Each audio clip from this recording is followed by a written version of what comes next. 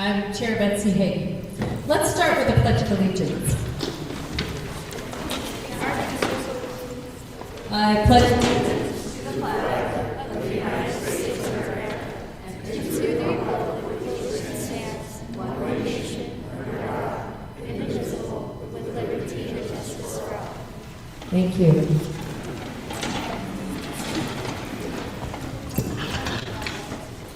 Let's start with reading our district mission, vision, and values. This is something done by our student representatives. Tonight, Raphael, it's you.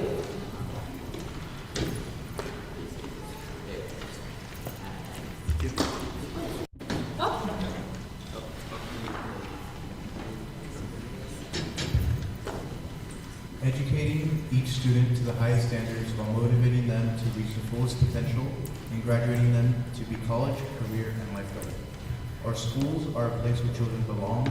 Each student is known by a name, a strength, and need, and provided the education and opportunities to achieve success. Striving for equity, inclusion, and belonging, celebrating diversity, engaging the community, supporting the full child, promoting and achieving academic excellence. Thank you, Raphael. Number 5 is review and revise the agenda. Do directors have any comments, revisions? Hearing none, thank you. Public comment on agenda items only. Number 6, I do not believe we have any. Renato will check, but in the meantime, let's move to number 7, which is building student representative reports. Colonel Wright is not here tonight, but the Chenoweth gentlemen are. Eric and Talon, would you like to give us your report?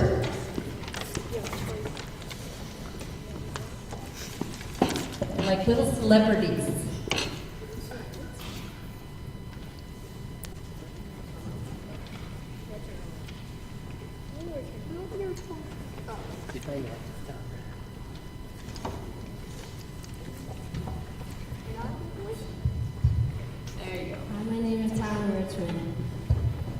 Hi, my name is Eric. Me llamo Eric. We're learning about the Civil War in my class. La clase de Talon está aprendiendo sobre la guerra civil. Eric's class is learning about the Renaissance, which he thinks is kind of boring. They're currently learning about important people and artists. Mi clase está aprendiendo sobre el Renacimiento. Yo creo que es un poco aburrido. Actualmente estamos aprendiendo sobre personajes importantes y artistas. Students from the Dallas High School came to our school yesterday and helped us with Earth Day activities. Estudiantes de la Dallas High School vinieron ayer a nuestra escuela y ayudaron con las actividades del Día de Tierra. One of our fourth grade teachers, Maestra Stephanie, is taking her class on an overnight camping trip, or field trip, to the fossil bed. We are jealous and wonder what happened to respect your elders. The 5th graders are the oldest in our school.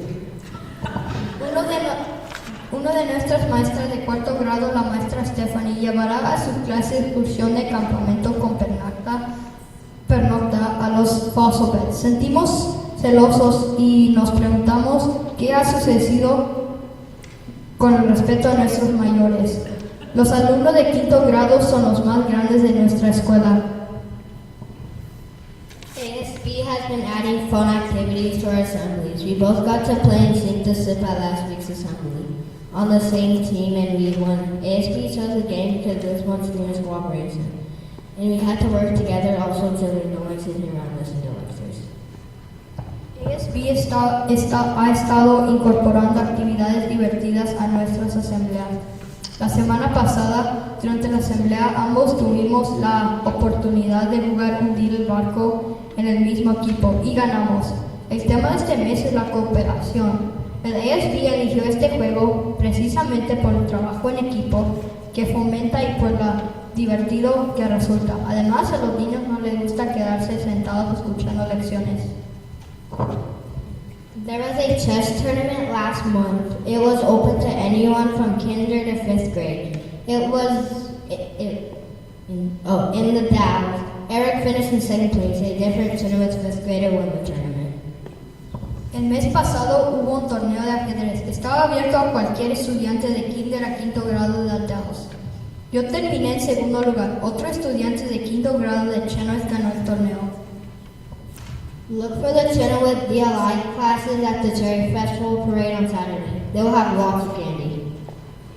Buscan las clases de DLI de Chenoweth en el desfile del Festival de la Cereza este sábado. Por supuesto, van a hacer camino todo el desfile. Vamos a tener mucho dulce. At Chenoweth, we always say together we are better. En Chenoweth decimos juntos somos mejores. Thank you, gentlemen. Congratulations on the chess tournament, and I hope you are at some point illuminated by your Renaissance studies. Okay, how about Irie from Dry Hollow and Gabriel?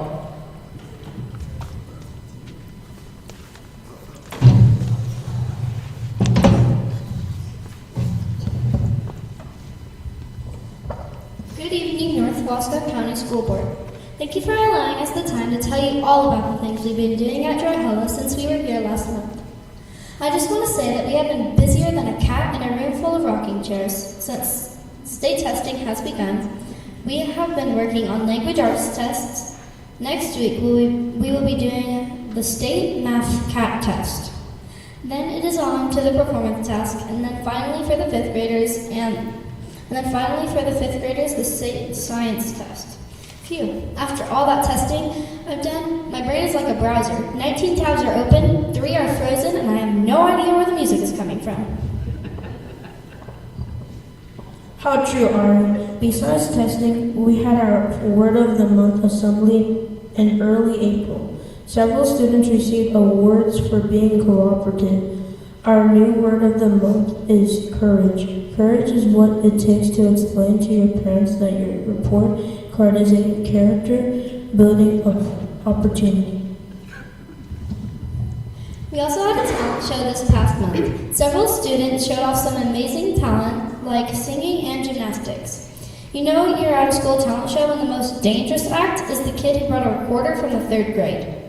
The show was excellent. We have a lot of very talented kids at Dry Hollow.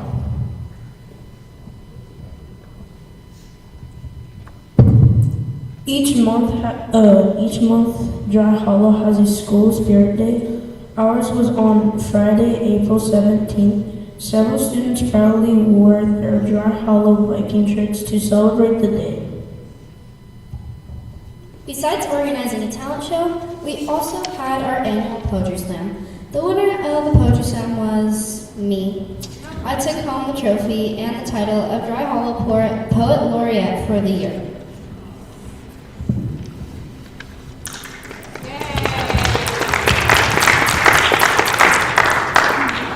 The Dry Hollow Student Council also held a reading and math carnival for the K through 2nd grade students last Friday. About 200 students were treated to some fun contests, prizes, and popcorn.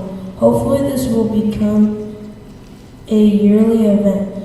The Student Council wanted to do this for the primary grades because they did not get to attend the sock hop for the older kids got to do in February. Tomorrow, Friday, April 24th, is also our yearly Dry Hollow Jogathon. Each year, the first 5 minutes of the jogathon, everyone is sprinting like they're in the Olympics. The last 5 minutes of the jogathon looks like a scene from a zombie movie where everyone is just looking for a juice box or a water bottle or a bottle of water. If you haven't made a pledge yet and would like to do so, Gabe and I would be happy to take your money for a great cause.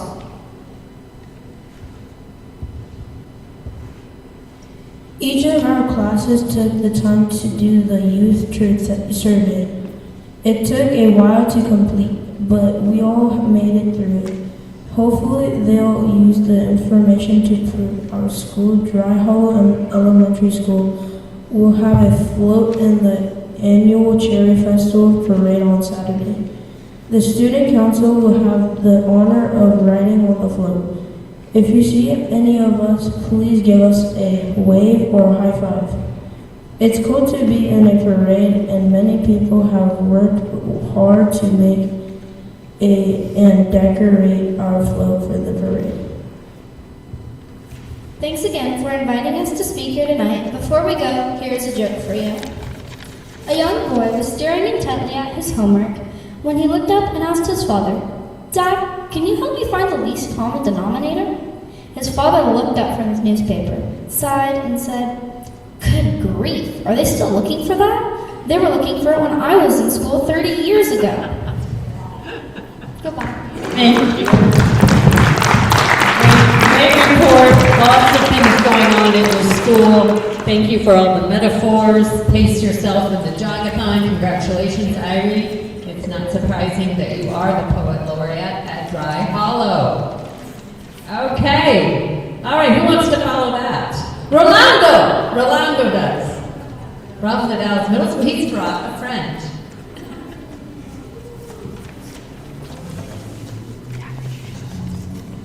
Hello, I'm Audrey, and I'm the ASB Spirit Leader. I'm Rolando Dominguez, I am the ASU President. Wait, who are you? You're Rolando? Yeah. Okay, gotcha. Good evening, everyone, and thank you for letting us come here to share about our school this month. Here is what is happening at TDMS. Our students have been state testing this week in ELA, math, and science. We have been on a special schedule with extra breaks and even snacks, thanks to our kitchen ladies, to keep us focused. Last Friday, students who earned Wildcat points had an opportunity to have an end-of-day reward, which was an extra hour of recess or a movie in the library. Students earned Wildcat points for meeting or exceeding their growth goals in I-Ready math and reading, having 8% or higher attendance, earning a 2.0 or higher GPA, and for positive behavior at school. Our school's admin is working hard to raise expectations for behavior and performance, but also have more incentives. Shout out to Mr. Dada and Ms. Kilgore for making the middle school stronger. Our track season is in full swing. Today, our track athletes travel to White Salmon to compete in their second meet of the season. There are over 70 athletes participating in track this season. The team is made up of 6th, 7th, and 8th graders. Volunteers at home track meets are always welcome. And TDMS yearbooks are currently on sale. Students can choose between a hard or a soft cover option. Our 6th graders will be attending outdoor school next week.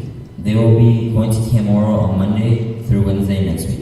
Our 6th graders are excited for this much anticipated annual opportunity. In addition to outdoor school, many groups have an upcoming field trips planned for May and June, including Avid and our 7th graders will be taking a field trip to Portland and visit the zoo, as well as our annual downtown mural walk. Teacher Appreciation Week is May 4th through the 8th. We are excited to recognize our amazing teachers at TDMS. Our ASB is hosting a talent show next month. Students are currently signing up and auditions will begin in a few weeks. The talent show will be on May 15th and after in December.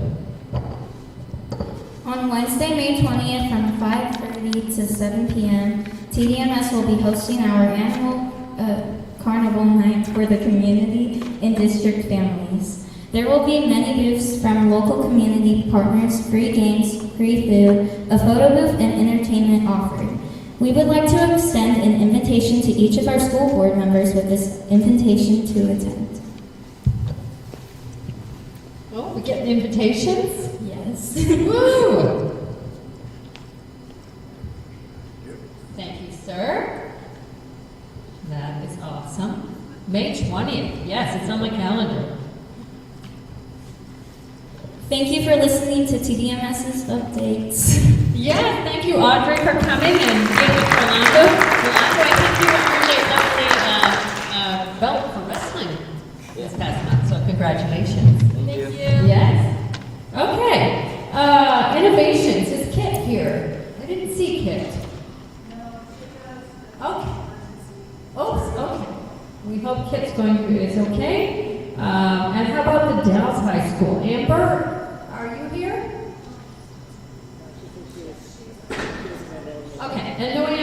which moves us straight into the student representative to the board report, which is Mr. Camacho. Good evening, North Wasco County School District Board. As April comes to a close, students at the Dallas High School are entering one of the busiest times of the year. With the third trimester underway, students are balancing academics, extracurricular activities, and preparations for the end of the school year. Parent-teacher conferences will be held next week on Monday and Tuesday from 5 to 7:30, with the National Honor Society students providing childcare to help families attend. The CTE Showcase on April 27th will also give parents a chance to see hands-on projects from programs like welding, culinary, mechanics, and video production at the high school. For seniors, this is an especially important time. The scholarship award ceremony will be held on April 28th at 7 p.m. in the auditorium, and students are getting ready for decision day on May 1st to celebrate their post-graduation plans. Graduation-related activities like banner preparation are continuing as the class prepares for the end of their high school experience. Clubs and programs are still staying active, like the Dallas High School Fellowship, which is offering trips to Columbia Gorge Community College, and the Student Leadership Conference in May. Overall, April is a busy and exciting time at THS, with students staying involved and focused as they head into the final stretch of the school year. Awesome. Thank you.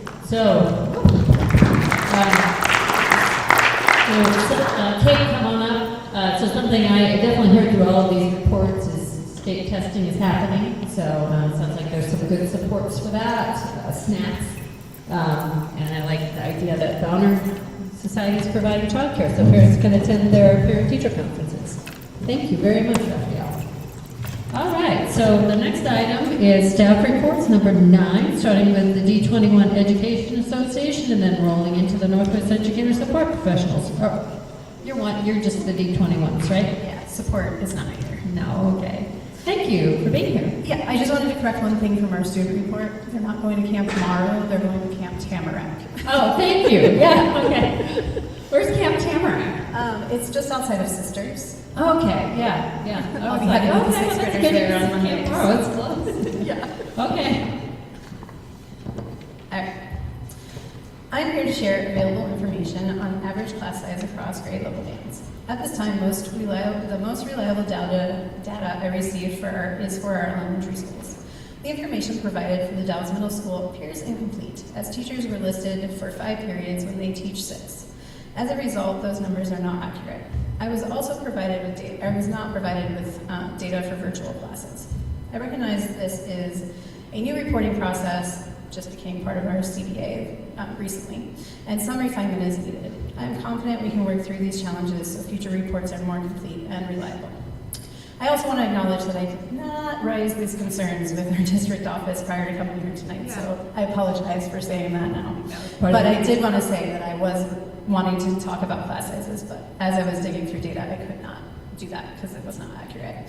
I would like to briefly describe what this time of year looks like for educators. As we enter the final stretch, teachers are balancing state testing, field trips, and increase in student behaviors. This is a common seasonal pattern, often driven by student anxiety around upcoming transitions. April and May can be especially demanding with fewer breaks and sustained instructional pressures. This is a reflection of the realities in our classrooms. At Innovations Academy, approximately 78 students attend in person during the week, with some participating both in person and online, doing in-person and online coursework. Average in-person class size are relatively small, generally around 14 students per class, with 2 teachers averaging closer to 6.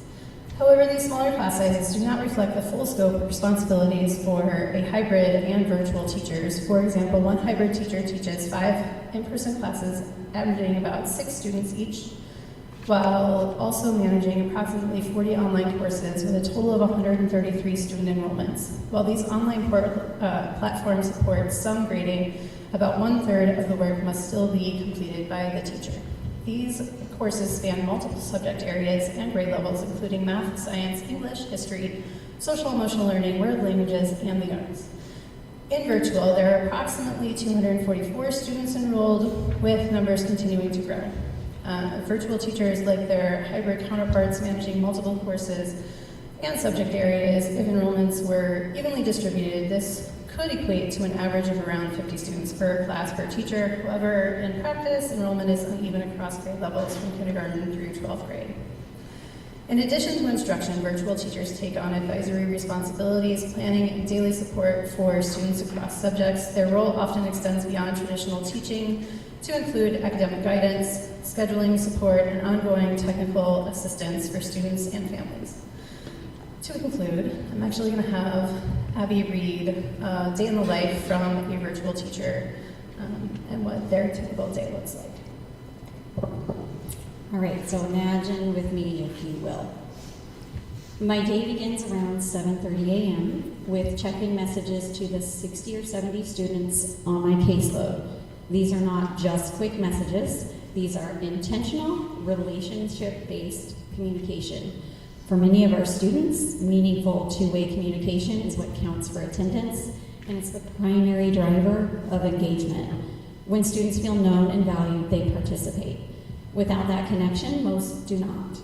Throughout the day, I am balancing 58 different preps and over 300 enrollments, while also serving as an advisor responsible for ensuring students are making progress towards graduation.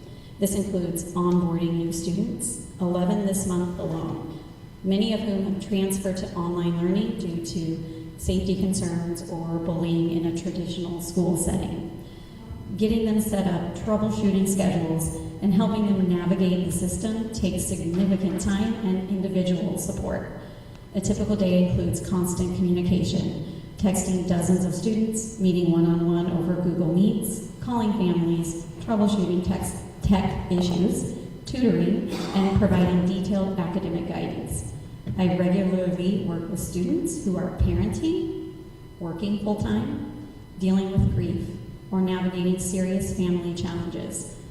In many cases, before academic progress can happen, trust has to be built. For example, I've supported students who for the first time are feeling good academically and need reassurance that their success is real. Students working full-time who need coaching on how to balance work and school.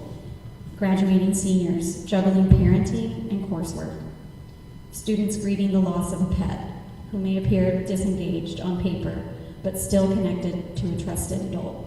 Students facing terminal illness in their family who can't consistently engage academically but remain in contact. These interactions are not extras, they are the work.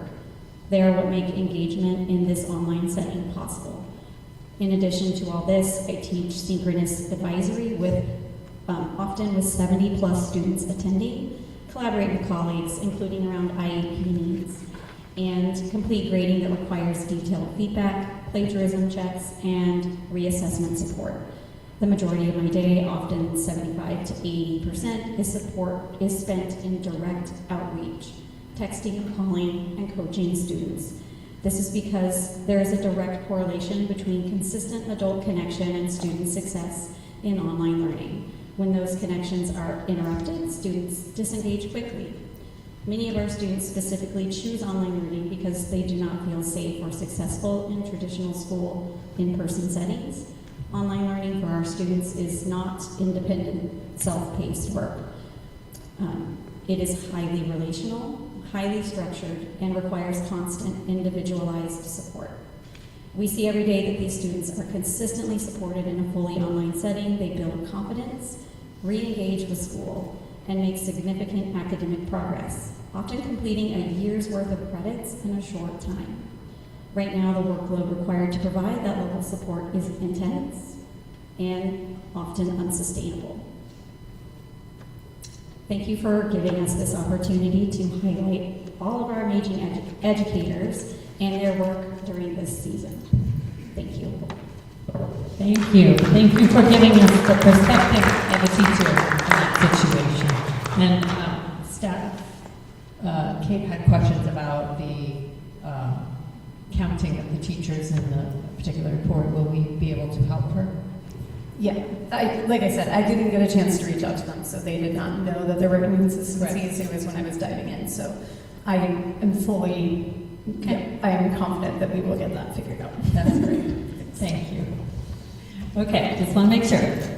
Okay, moving on to item 10, which is our consent agenda. It contains the minutes from our March 12th regular board meeting and the personnel report for April 2026.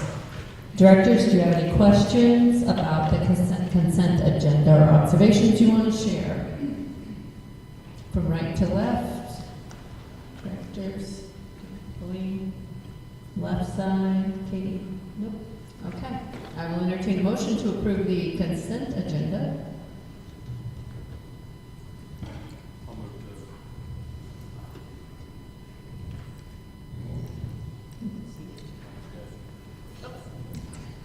I'll make a motion to approve the consent agenda as written. Thank you. David, Director Pauline makes a motion to approve the consent agenda as presented. Do I have a second? I have a second from Director Jones. Any discussion? Hearing none. All in favor say aye. Aye. Any opposed? Motion passes. Thank you. Okay. Do we have a fresh mic? Yeah, okay. Moving on to new business. Presentations and reports. We'll start with Dr. Bernal, Superintendent Report. Okay, thank you. I want to provide just some follow-up information. I know I've shared with the board all the information about the governor's recent executive order 2606 on instructional hours and time. Based on our calculations, we will not need to make any changes to our current academic school year or instructional time for any of our schools. We are in compliance with the minimum required, and in fact, we are well above, which is good news. When the governor's executive order came out and it was presented to the State Board of Education, at that time in the executive order, there was in there saying that school districts could no longer count 30 hours of conference time and 30 hours of professional learning time as they have been able to do in the past. State Board of Education adopted a temporary rule allowing school districts to continue to count that time. A temporary rule is good only for 180 days, so we will see what happens in the next 180 days. We currently do not count those hours in our instructional time count because we have hours built in as a buffer, because here in the Dalles, typically, we have winters where we have snow days. And so that buffer helps us to ensure that we still meet our instructional hours requirements, minimums for sure, every year. This year, thankfully, due to a mild winter, we've had no snow days. So we are well above our instructional time. Innovations Academy does operate a little below the minimum required, but they were on a state-approved waiver that they were granted back in 2024. It's our understanding in the executive order that waivers for operating below instructional time will no longer be allowable.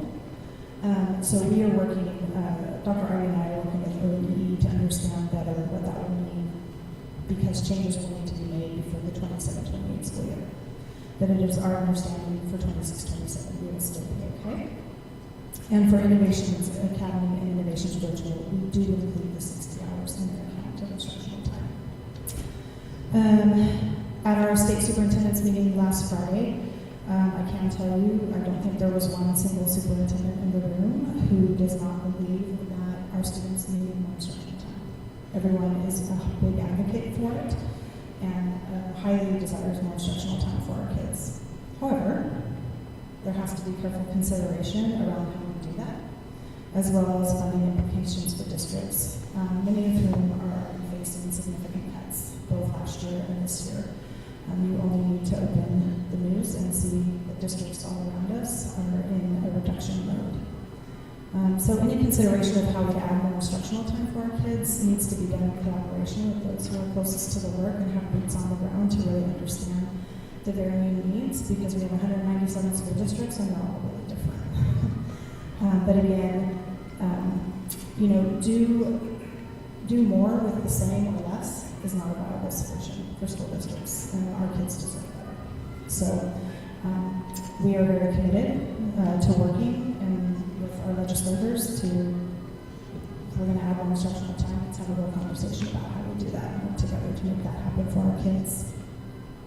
Also at our state superintendent's meeting, we participated in 3 separate table talks. One was around state school fund and understanding better just the state school fund and how schools are funded. The second, which I know will be of interest to you, Chair Phoebe, is how poverty is calculated for school districts. And the last was the Quality Education Commission and model. And then following those table talks, we all participated in a dot activity. So on the walls, there were all these different priorities. And you had green dots and yellow dots, and green dots were like, what are your 3 highest priorities as superintendents? And then the yellow were like, what are your next 3 highest priorities, but like further down the road. So in this next legislative session, what's most urgent, and then what's like a 2 to 3 year down the road urgency. I can tell you some of the things that rose to the top were the ongoing increases in PERS costs to districts, because they are really causing districts a lot of stress right now. And the other is just the increasing cost of providing services for our special education and high-cost disability with no additional funding. So those are 2 that spiral right to the top, and COSA will put together all of that and then send that back out to superintendents, and that will help inform how we advocate in the next long legislative session. Lastly, while I was in Portland, attending that superintendent's meeting, I received a call from Chief Jorge about 30 minutes before school was going to be dismissed, letting me know we had placed the high school in lockdown as there was a threat received in the area. It was a very rapidly evolving situation. I was in and out of the meeting every time I sat down, my phone rang, so I just decided I better just stay out in the hallway until all the calls stopped. I want to be clear that at no time was there ever any shots fired at the high school or fired within the high school. I know that came out in some of the news reports, and that is absolutely false. What I want to say, though, is I want to give my thanks and appreciation to our law enforcement partners, the Dallas Police Department, Oregon State Police, Wasco County Sheriffs. Their immediate response and support was truly invaluable, and it really speaks to the strong partnership we have with them. I just couldn't be more grateful. I also want to thank the high school administration and staff and my cabinet team. Everyone remained really calm during the event, which is so vital in these types of situations. It's important for the adults to be calm so our kids can be calm. And it just really speaks to the strength of our staff and administration. So well done to them too. That's my report. Thank you very much. Yes, I know I was out walking when the sirens came and was warned at the library, don't go that way. So, and then immediately there was a news story, shots fired in the school. So yeah, so much misinformation. But the boots on the ground, the people that were in the know, thank you for taking care of our students, for giving them a sense of security and leadership. And thank you, Dr. Bernal, and keeping us informed while that was happening. And appreciate your updates on the executive order.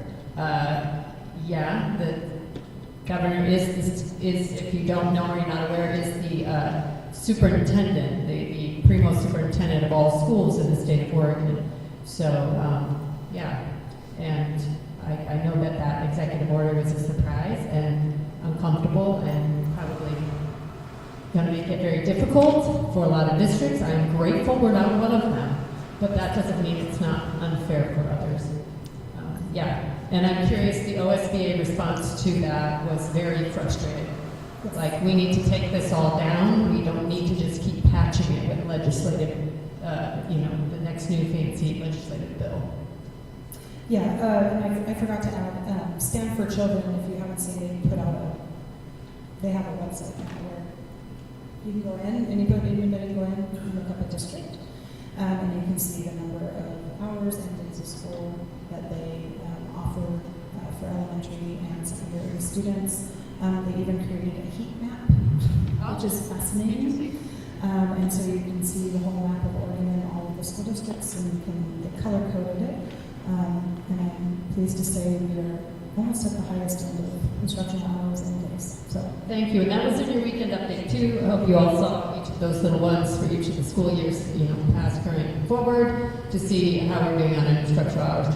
And yeah, the heat map sounds fun. Thank you for recommending that. Okay. Any other comments from directors about the superintendent's report? Yeah, I think I'll make one. Yeah, I was out of town, and I was observing through social media and news, right? And I wrote down a note here. There's an exercise coming up in June, the reunification exercise, and the term that came to mind was the fog of war in the military profession, where basically things become disorganized and you can't quite see what's happening. And I think that with the disinformation that was going out by news and whatnot, maybe planning into that exercise, like how to manage the information flow. I think that this event really kind of highlights the importance of that to help keep the parents at ease and everything. So anyway, we can talk about that later. Thank you, sir. Any other comments? Okay, thank you. We are moving on to the financial reports. Mr. Peterson, please lead us through these lovely documents with many numbers on them. I'm not used to going this early, but I'll be happy to. Just to add to what Dr. Ball said about the high-cost disability. Are we okay?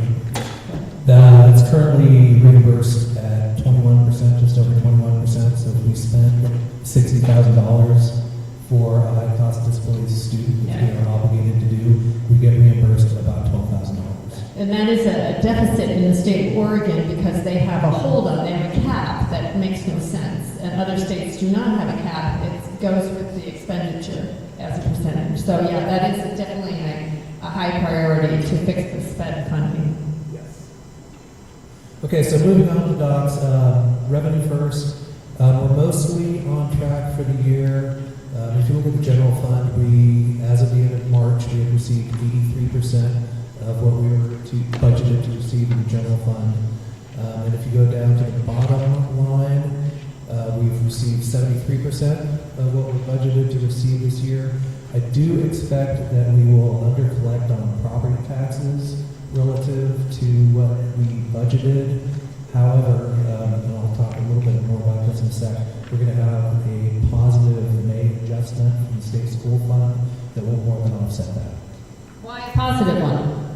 Say again? Why positive? Everything is based on estimates. When we do our budgets, it's based on estimates of the number of students, based on estimates of the poverty rate, the English learner rate. So it's all based on estimates, and we'll all do the best job that we can. And if we happen to get the numbers right, it's more a matter of luck than anything else. So this adjustment is for the 24-25 school year. So we actually receive the money in 25-26. So we're always, one of the things that they told me early on is you're always thinking about 3 different years because you're looking back at 24-25 and you're managing 25-26, and at the same time you're planning for 26-27. So that's where we're at. You can do it, Dan. Better hope so. So yeah, upcoming revenue, as of the end of March, we're still expecting 2 state school fund payments. So the way the state school fund pays, we get a double payment in July to kick off the year, and then 1 a month through May, and then no state school fund payment at all in June. So we have to use funds that we have through that point to get through the end of the year. As I said before, we have the May adjustment coming in. That's going to be just over $980,000, which will help to cover the loss of the payroll, or the loss of the local taxes, the increase in payroll costs that we didn't really budget for, and hopefully help to improve our ending fund balance as well. That's good. Moving on to the expenditures, again, everything's pretty much on track for the year with the exception of that one wacky number in the local grants fund that will be corrected by the resolution that you will hopefully approve tonight. If you go down to the bottom of the second page of the expenditure report, you'll see expenditures plus encumbrances at 84.26%. Just as a reminder, the encumbrances are primarily payroll costs for the rest of the year, but also includes other funds that we have committed to spend. Overall, it looks like we're on track to slightly underspend our budget for the year, which will also help to improve our ending fund balance. Then on to the balance sheet. Look at the top line, district totals, cash and investments. We had roughly $9.7 million in the bank at the end of March, so we're still in a strong cash position to finish out the year.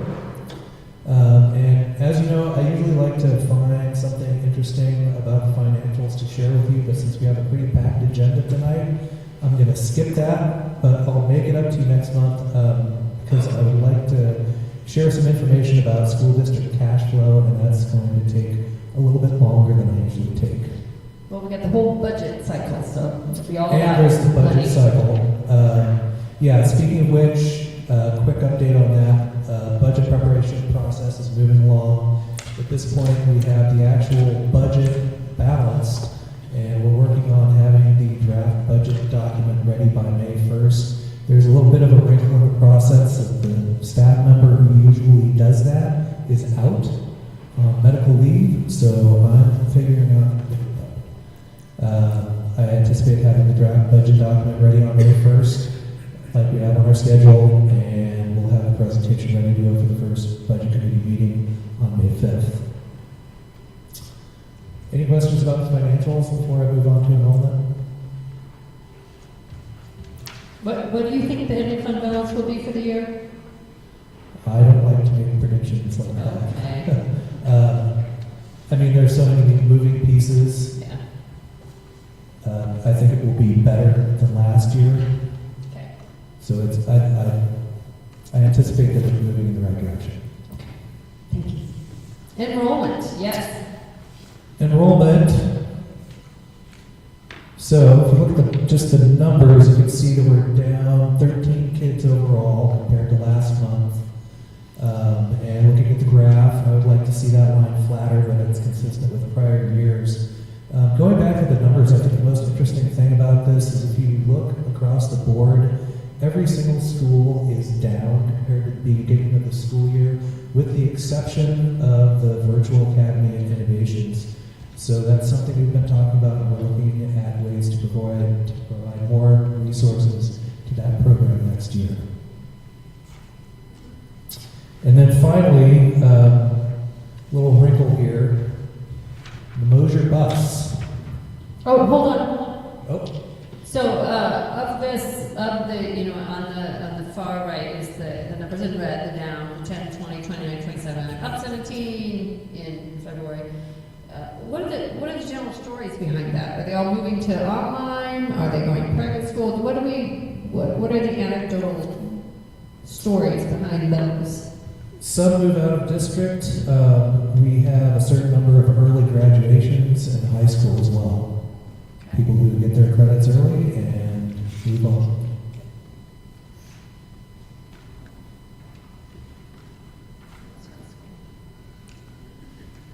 Okay, thank you, sir. Of course. So, potential purchase of a bus from Mosier. So, as I'm sure you all know, we sponsor the K-8 Charter School in Mosier. As the sponsoring district, we're required to provide transportation to the kids that attend school there, but we are not required to add any additional routes or stops. So they have free access to our transportation system as long as our schedules line up, which they have up until now. However, they're moving to a 4-day school week starting next year, and their schedule will no longer line up with ours. They were talking with our transportation director about buying a bus themselves, but there are some challenges that go along with that. They don't have mechanics, they don't have a place to store the bus, they don't have driver training, and they're not familiar with the state reporting that goes along with running a transportation system. So it was proposed that North Wasco purchase a bus and store it and maintain it, as well as handling the necessary driver training and state reporting. So I went and looked at the cost and prepared an analysis purchasing and operating the bus. And concluded that if we charge them $4.25 a mile, we can do this, then it'll be pretty much revenue neutral.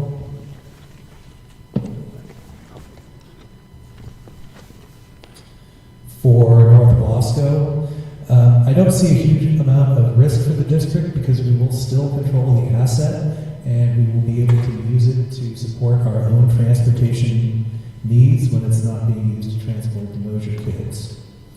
To do this, we'll need board approval of the bus purchase agreement and the agreement with Mosier.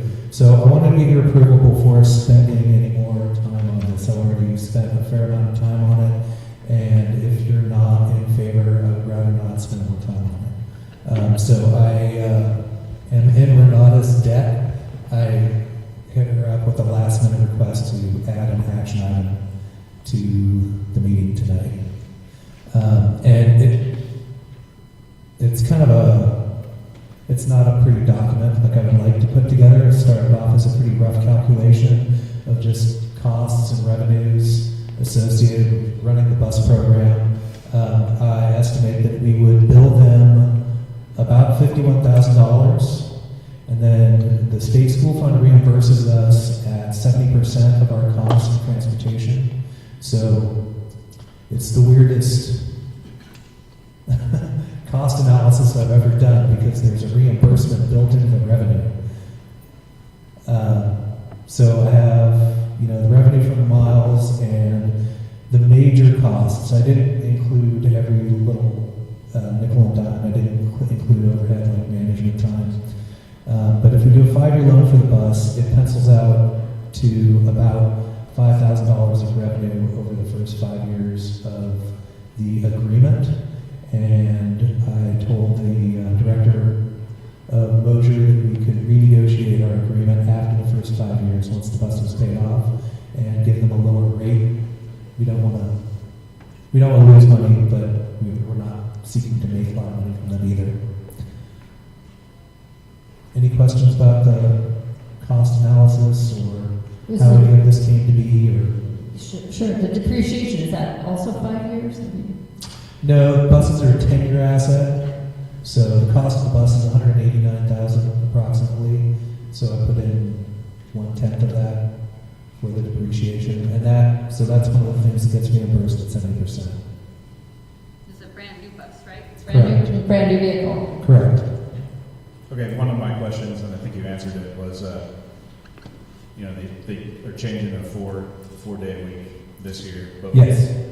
What's going to keep paying for it if they decide to change their mind? But it sounds like there's a 5-year agreement that everything ends up being paid for in the long run.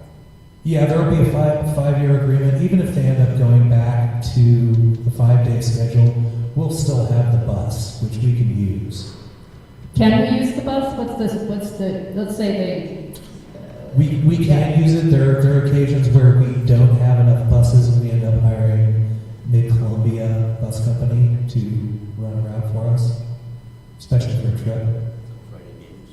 So this is kind of a way to leverage their need and the funds associated with it to get everybody a bus. Yeah.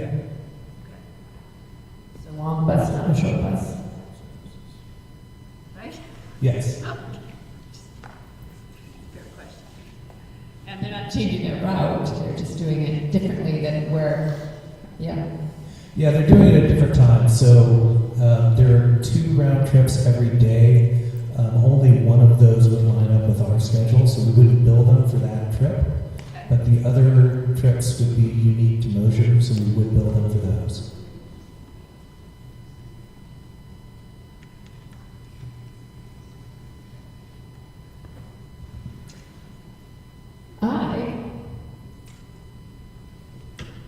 I'm looking for a motion. Or more discussion and questions.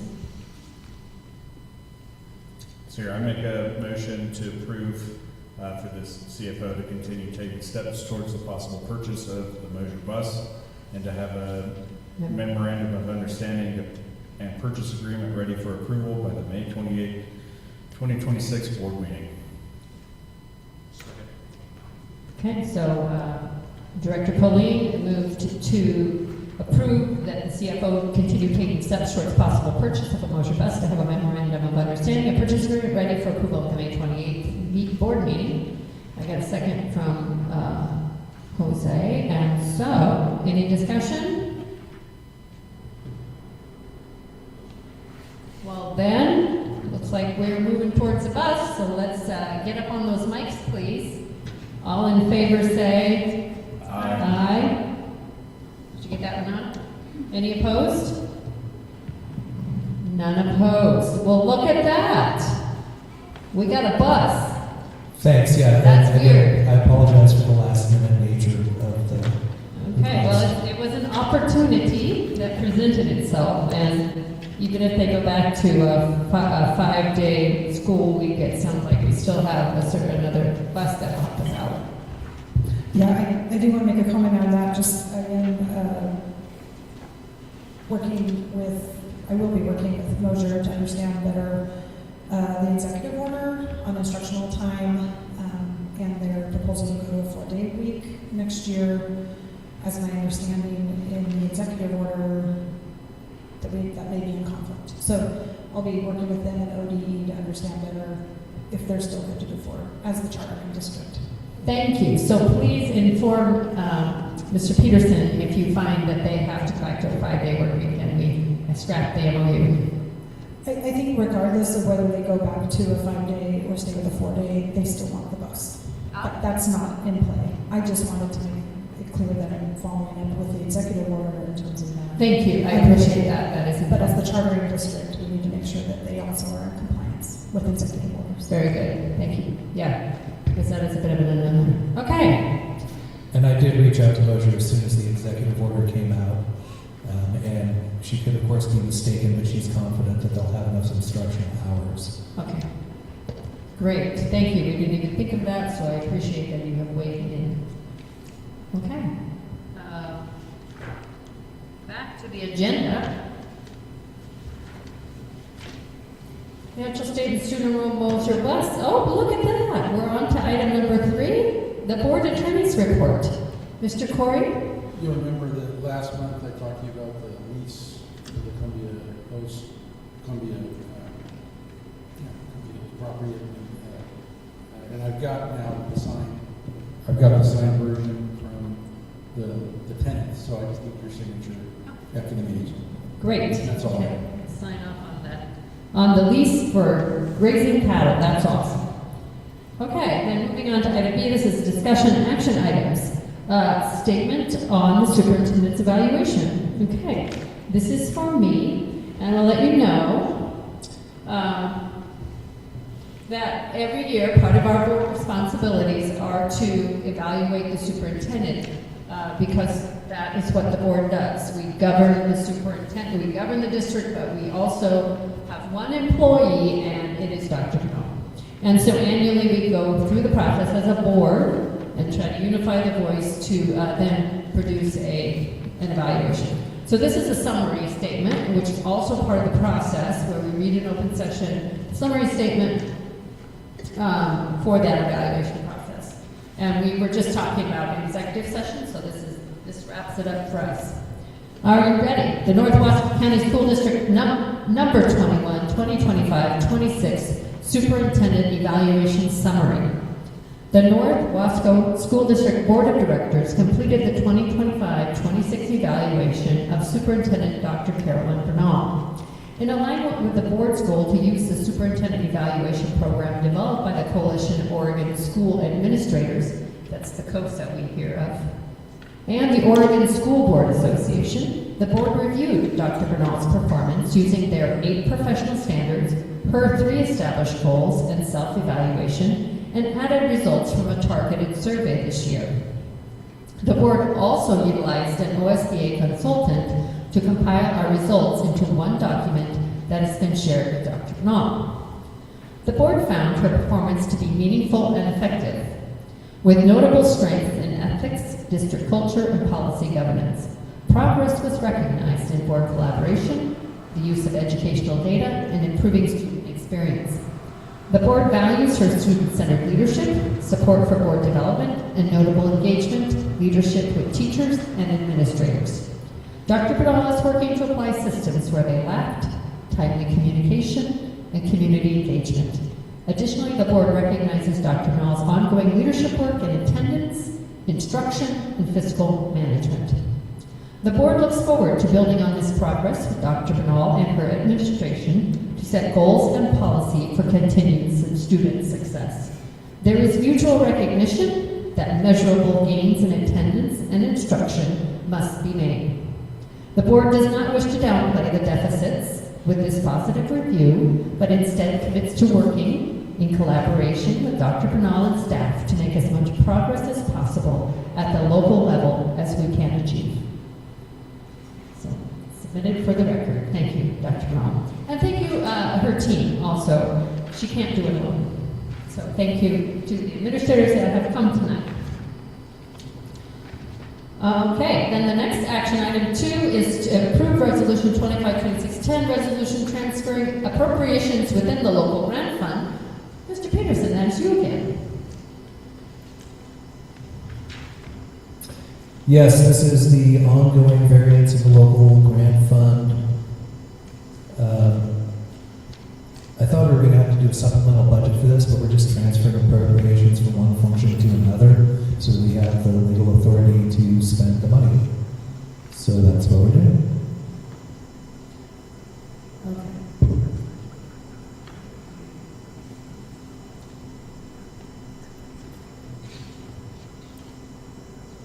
Chair, I'll move to approve Resolution 25-2610, resolution transferring appropriations within the local grants fund as presented. Do I hear a second? We're still looking at it.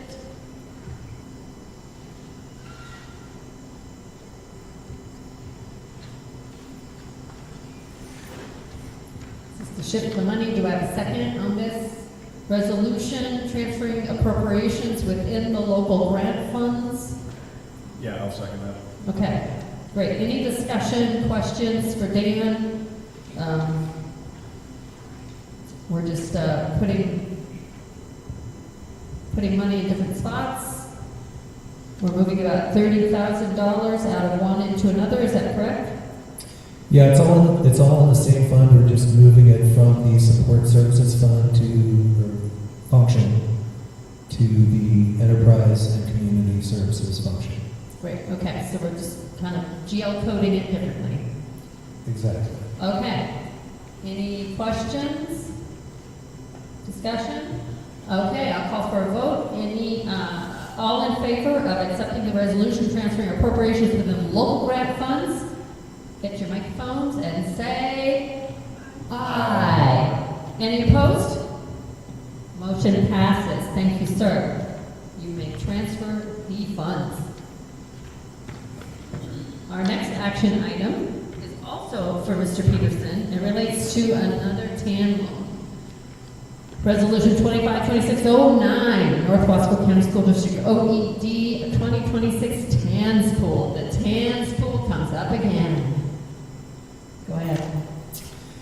Yeah, so we have a low ending fund balance, and because of the way cash flows occur for the district during the year, we project that there may be a shortage before we start receiving our local taxes in November. So as we have done in years past, we have taken out TANS, stands for Tax Anticipation Note. School districts are a very safe bet for lenders because we are going to receive revenue, and the way the money is paid back, it's a very safe bet for a lender. So we, in order to keep the costs low, it's called a pool because we pool with 4 other districts that are projecting similar cash flow challenges. The goal is to get to the point where we don't need to do this. We will receive the funds and deposit them in our LGIP account, and we will earn interest on those. However, the interest that we earn is more than offset by the origination fees and the interest that we pay. So the net cost to to the district of this note will be about $40,000. So we'd like to avoid it if we can, and if we can build our ending fund balance up sufficiently, we won't need this anymore, but just to be safe. The alternative is waiting until the last minute and paying a lot more, much higher interest rate. No surprises. Yeah, so I appreciate your comments. Yeah, the goal is to wean off the tan, but you have to have a solid ending fund balance to do that. I think it's good sometimes that we spend our money because we're spending it on our services and not just banking huge amounts and that are go unspent. But at the same time, I think it's this board's commitment to build up enough to get by that moment without having to buy money. So thank you. I would entertain a motion to help Mr. Peterson go buy some money. How much is it? 1.8 million. 1.8, which is less than last year, right? It's about the same. Last year was 1.79, which is an odd number. They offered us more, but I decided that 1.8 would be adequate. Okay, so similar. Thank you for the question. I'll entertain a motion to accept Resolution 252609 to buy some money.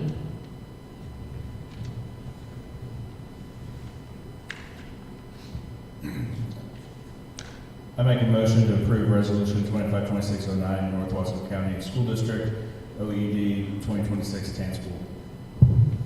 Do you have a second on the motion? I'll second. Thank you, Director Patricio. Thank you, Mauricio. Any discussion? Hearing none. All in favor for accepting the Resolution 252609 to take a TAN loan this year for $1.8 million, say aye. Aye. Any opposed? Okay. Mr. Peterson, you are directed to do so. Thank you.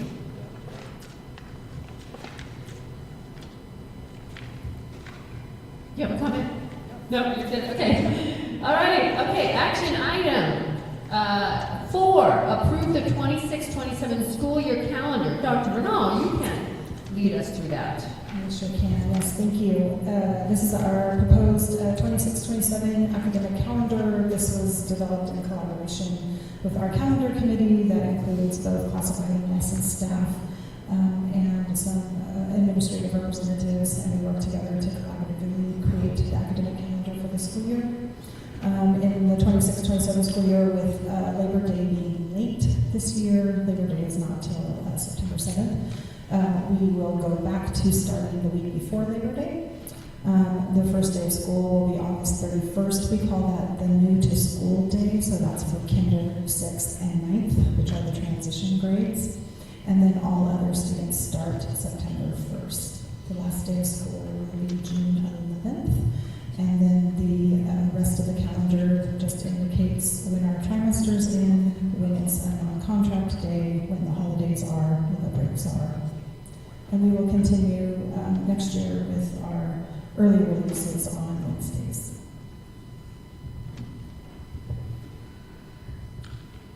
Thank you. Any significant changes we should note? The only would be so the first week of school traditionally has been early release for K-5. This year we are proposing that it be K-12. One, for ease for families who have students in multiple grades, and also there are some professional learning opportunities we'd like to be able to provide in the afternoons to our teachers, as well as provide some time for our safe school trainings that we have to get completed. Okay. Plus it could be really hot. Yes, there's that too.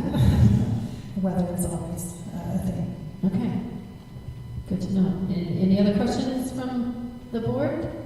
The question I have is I noticed that coming out of winter break, we've got basically the early release days on, what is it, January 4th, 5th, and then our traditional Wednesday. Just what's happening there? So in our conversations with our staff who are boots on the ground, They have expressed that coming back from winter break is actually exceptionally hard for some of their kids, and it's hard for them to readjust after being off for a couple weeks.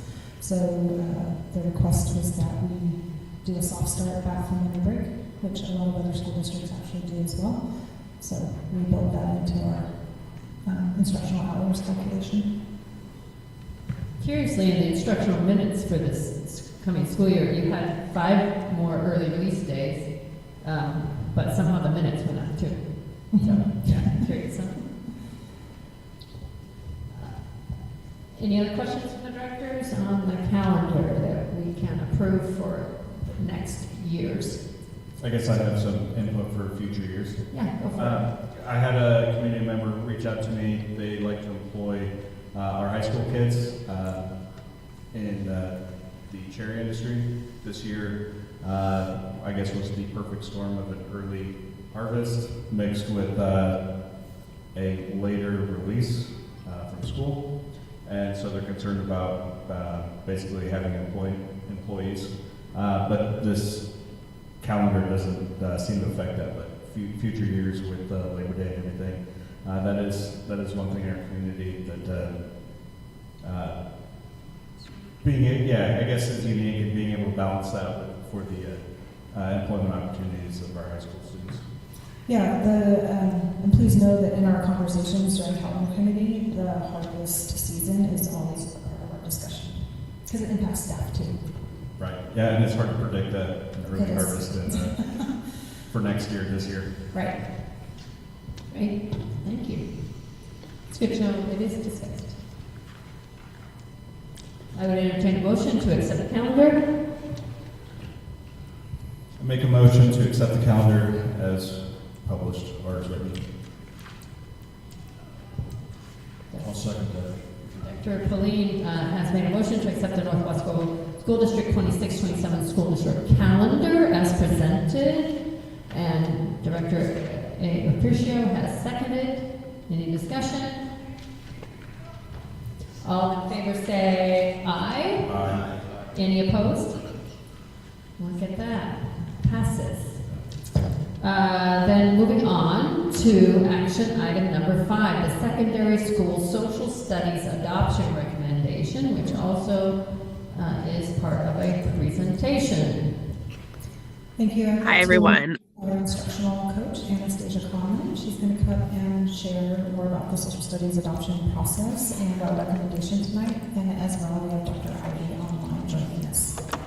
I'll turn the time over to them. And I can just open it up. I'm so sorry I'm not there. I was going to drive in, but didn't want to give whatever I have to any of you in the building. So Anastasia has done an incredible job of leading this work with our secondary teachers. Just a little bit of context. Oregon is required to adopt new instruction materials per content area every 7 years. And so this is our opportunity to adopt our new social studies curriculum.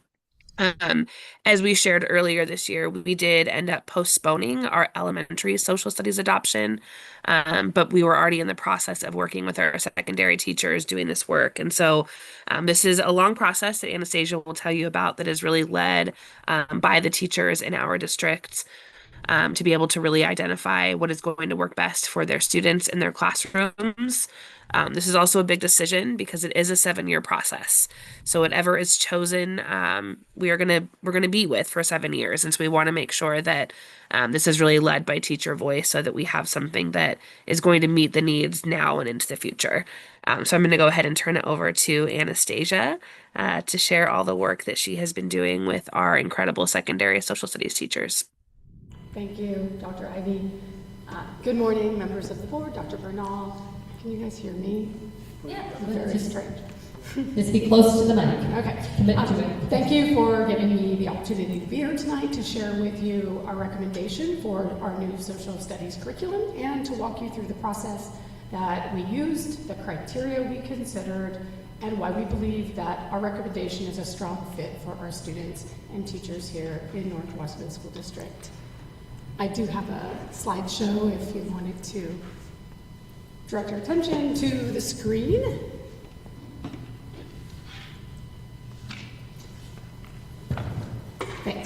So as Dr. Ivy mentioned, we were walking our secondary teachers through this process, and we're lucky enough to have the entire social studies department at both the Dallas Middle School and the Dallas High School be able to join in and participate, which is fantastic to have that much teacher expertise and input in the room.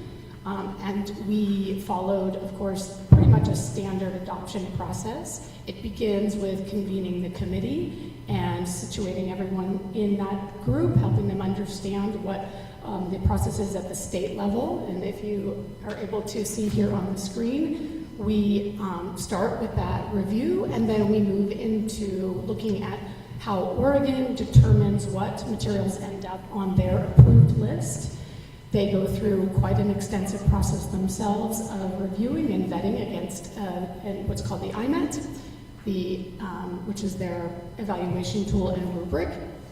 They then release, usually by the end of October, their approved list, and school districts then work from those materials to determine which ones are going to be best suited for the local criteria and students. Our teachers went through the tedious process of looking through many programs at the high school level and the middle school level. As you know, social studies departments are comprised of sort of individual disciplines within them. At the high school level, we have economics and government classes in addition to American history and world history and geography focused classes. At the middle school, it's the same.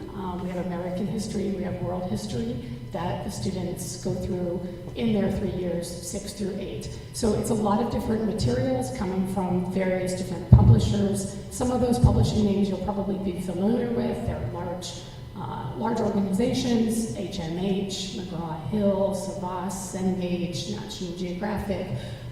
So those are very well-known publishers, and most of their materials end up on ODE's list, and our teachers spent a great deal of time and put a great deal of thought into reviewing those materials and narrowing down to 2 that they felt were the strongest and the best suited for our students at each the high school and middle school level. And then we went through the pilot, which was 4 weeks for each of the curricular options at 9-12 and 6-8. Students were engaged in activities. The teachers were navigating the platforms. All of these curriculums now come with both a digital virtual platform and with hard copy text.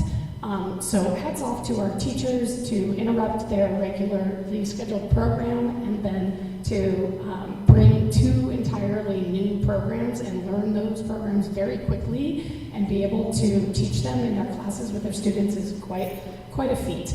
And they all did it with good attitude, and everybody was really excited to get the curriculums in front of the students to see which ones resonated most and which ones the students seemed to engage in more and to learn more from. So that took place in spring. We also, in February and March, were able to engage a group, the Native Community and Education Collaborative, which is run through and facilitated through CGESD, and we were able to pull some Native community members and pull teachers from Hood River joined us as well for a regional meeting on how we can look at how we could incorporate looking at these materials through sort of a Native perspective and a Native lens, so that we're able to be sure that we're meeting the legislation that has come through the state of Oregon for localized materials and culturally relevant and responsive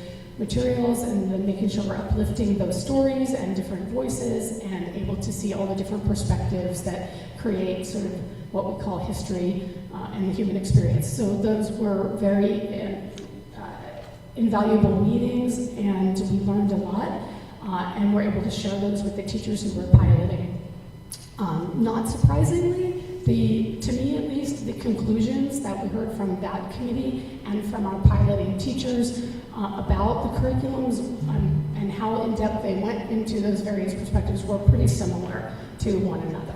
So, and what we basically concluded is there's a lot of supplementation that will need to be done to really do a diligent job in raising those voices in our classrooms and those perspectives, and we're really grateful that there are state-level organizations, Native community organizations who have provided curriculum for that. So the pilot occurred, and we also asked the students, surveyed the students, and then we met last week for our final evaluation to decide where we wanted to go and which curriculums we wanted to choose. So if we go to the next slide. Oh, I'm sorry, I skipped that. These were the local criteria that our teachers identified as the most important things to look for in the curriculum. Student accessibility. Our teachers speak a great deal about our students' reading skills being not where we would like them to be at grade level, and this is a national trend. I'm certainly not unique to this school district, but it is apparent in our classrooms every day that our students need a lot of support accessing grade level text.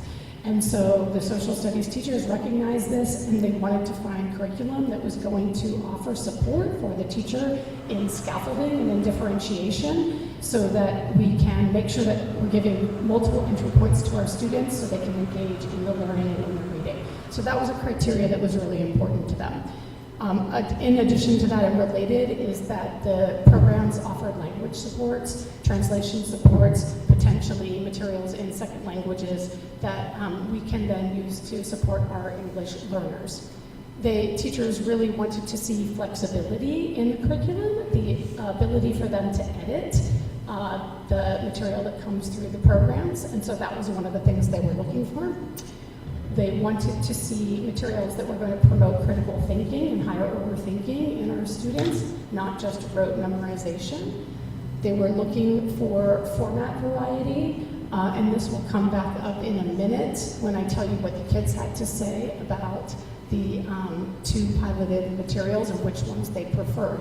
So the teachers wanted to make sure that these programs were available both digitally, virtually, and also in hard copy. Relevance was identified by both the middle and high school teaching groups as really important to hook our students' attention and to get them interested in, the dusty old topic of history. And so there's lots of ways that curricular programs can offer relevance and raise that, and they were on the lookout for that as well in their review. They were hoping to find embedded assessments in the program, and they were keen for the cultural responsiveness, again, back to how many different perspectives are we able to look at history from, so that we're building those critical thinking skills in our students. Thanks. The programs that we decided to pilot were TCI, National Geographic, which comes from the publisher Cengage, and McGraw-Hill. We piloted TCI at both levels. We piloted Nat Geo at the high school level and McGraw-Hill at the middle school.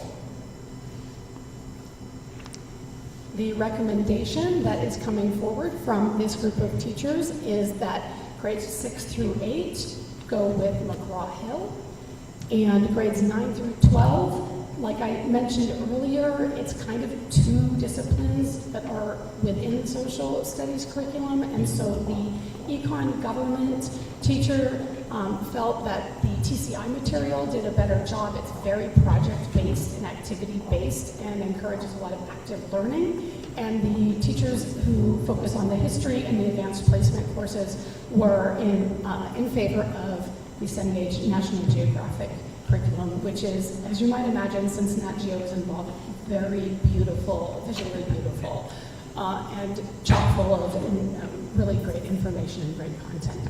So these were the programs that our teachers felt best met their needs, that we know were approved by Oregon, and that the students had the most positive reaction to in the classroom. The one last thing that I will share with you before closing is that in our meeting last week, the couple of middle school teachers shared with me that they had many students say how much they appreciated learning from a book over learning from the screen. They prefer the book over the screen. Oh, yes. Those were the kids who were saying Me that. too. Yeah. So I think that's really something to listen to. Do we have a lot of screen learning in history right now? I would say some, not as much as some of the other subject matters, but definitely there is some. And the TCI curriculum seemed to rely more on the screen than McGraw-Hill. The other thing the kids said that made my heart smile is not only did they appreciate learning from the hard copy book, but they liked McGraw-Hill better because the questions made them think harder. Ah, yay! So I think that's a good recommendation. Okay, to wrap up, I do want to thank the teachers who dedicated their time to this process: Jill Bell, Colby Tom, Ty Haight, David Sacquity, Kelly Smoots, Ali Castaneda, Stefan Geider, Ben Larson, Carolyn Goen, and Johnson Dunham. This recommendation reflects a thorough review process and strong alignment with our district's goals and state standards. We believe this curriculum will support engaging instruction and help students build important skills in critical thinking, inquiry, and civic understanding. At this time, our committee and I recommend that the board approve the adoption of this social studies curriculum. We appreciate your consideration and ask for support in moving forward with implementation next school year. I'm happy to answer any questions. Awesome, Anastasia, thank you. Do we have any questions? You have a very thorough report, very thoroughly researched. I do wonder how many did you have to go to the state of Oregon approved list? Were there an adequate number there that you felt you could choose from? Oh, definitely. It was a Very pretty long good. list. Yes. Okay. When they edit, how do they edit the curriculum? But they edit it virtually, and then they can print. Yeah. And let me just add a comment to that. They're not editing the content. It's the quizzes and the assessments and the discussion questions and those and the slideshows and those sorts of things that teachers can edit. Great. Things that they've been talking about. I guess one of the things that's come to mind, but I think you answered it, was we're kind of mandated or given a choice, right, out of a pool. And where I was headed in my mind was, do we need to push back on the state to provide better options? But it sounds like there were plenty of options, and you came up with an adequate or good solution. Yeah, you know, there's a whole process involved in that too as well. Publishers actually pay the state of Oregon to get on the list, to be reviewed. So that's a whole It's a racket, process. really. So I really appreciate, one, the number of teachers that were involved. I think you said all of them, yeah, which is fantastic because they chose it and they invested in it, yeah, and they experienced it. And I really appreciate that the students were also surveyed about their experience and what you just shared. You know, yeah, these questions were, you know, they made us think. I mean, that's super important. That's what we're here. Yeah. To answer the one question I did have is, because you mentioned about making sure that the curriculum was relevant to, I think, the students, which totally makes sense, because I would have been one of those students that had the same comment. And the format of writing makes sense if that's how they're able to push the information out. Whereas kind of the prior, before online, right, you're having to wait for the hard copy to reach the school. So I have that question. And then secondly, with the McGraw-Hill at the middle school, so obviously our lead cohort within the dual language program is now entering 6th grade. So I guess was there consideration and conversation relative to those students coming into 6th grade and how that curriculum would support kind of the dual language emphasis from those kids at Chenoweth? Yes, absolutely. I mean, looking at what kind of language supports was one of the main criteria that the teachers at both high school and middle school put on their list, and they felt that McGraw-Hill gave a pretty robust support systems to them. And Director Aparicio, if I can add to, I think the benefit for us of adopting the secondary social studies curriculum before elementary is this will allow us to really see how effective this secondary curriculum is, so that when we adopt the social studies curriculum for elementary, we can really think intentionally about vertical articulation. For the DLA program and really for all students, we have so many students who are English learners. And so really thinking about those embedded supports is going to be something that we will focus on as we embark on this process for our elementary team next year. Very cool. All right. Any more questions for Anastasia or Dr. Ivy? If I can just add one thing, a really interesting aspect of SB 141 that isn't often talked about is that there's an element in SB 141 that actually removes the publisher costs to be on the approved list from ODE. And so we're going to see quite a big change in terms of what companies are able to put forth their curriculums. Right now, we see a lot of the big ones, right? Like Anastasia said, we see things like McGraw-Hill and TCI and Cengage because those are the publishers that are able to afford to get on the ODE approved list. But that has been removed. So it's going to be really interesting, I think, into the future because we're going to have a lot more open educational resource organizations coming forward that really are going to have a broader perspective in terms of the curriculum they're offering because that racket might be a little bit less of a racket because that cost was removed. So I'm excited into the future to see what that looks like. Thank you for reminding us of that. And I also understand there was also a removal of the restriction for teachers to be able to use their own supplemental materials when they found that something was lacking and they really had something better to teach a concept. So I appreciate that as well because our teachers know what they need. So that's good. Okay, and that's very interesting about the smaller publishers. Maybe they can pivot, they can be more trendy, but then for 7 years you got to be trendy, right? So that's going to be really some interesting choices. All right. I don't know if I got a motion. No, I had one. So Yeah. it's tonight we're approving the selected curriculums. Is there a cost component that'll come later, or are we doing that as well tonight? Or is it just a budgeted expense?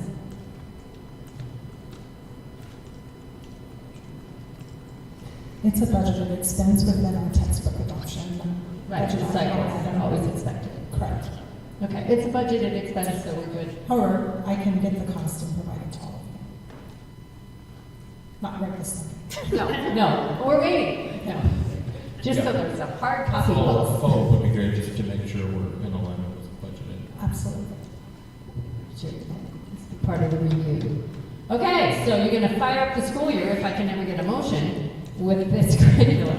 That's the idea. Chair, I move to approve the secondary school social studies adoption as presented tonight. Yes. So, Jose, Director Apprecio, motion to accept the social studies curriculum as presented. Do you have a second? I'll second it. Thank you, Director Pauline. Any discussion? Let's vote.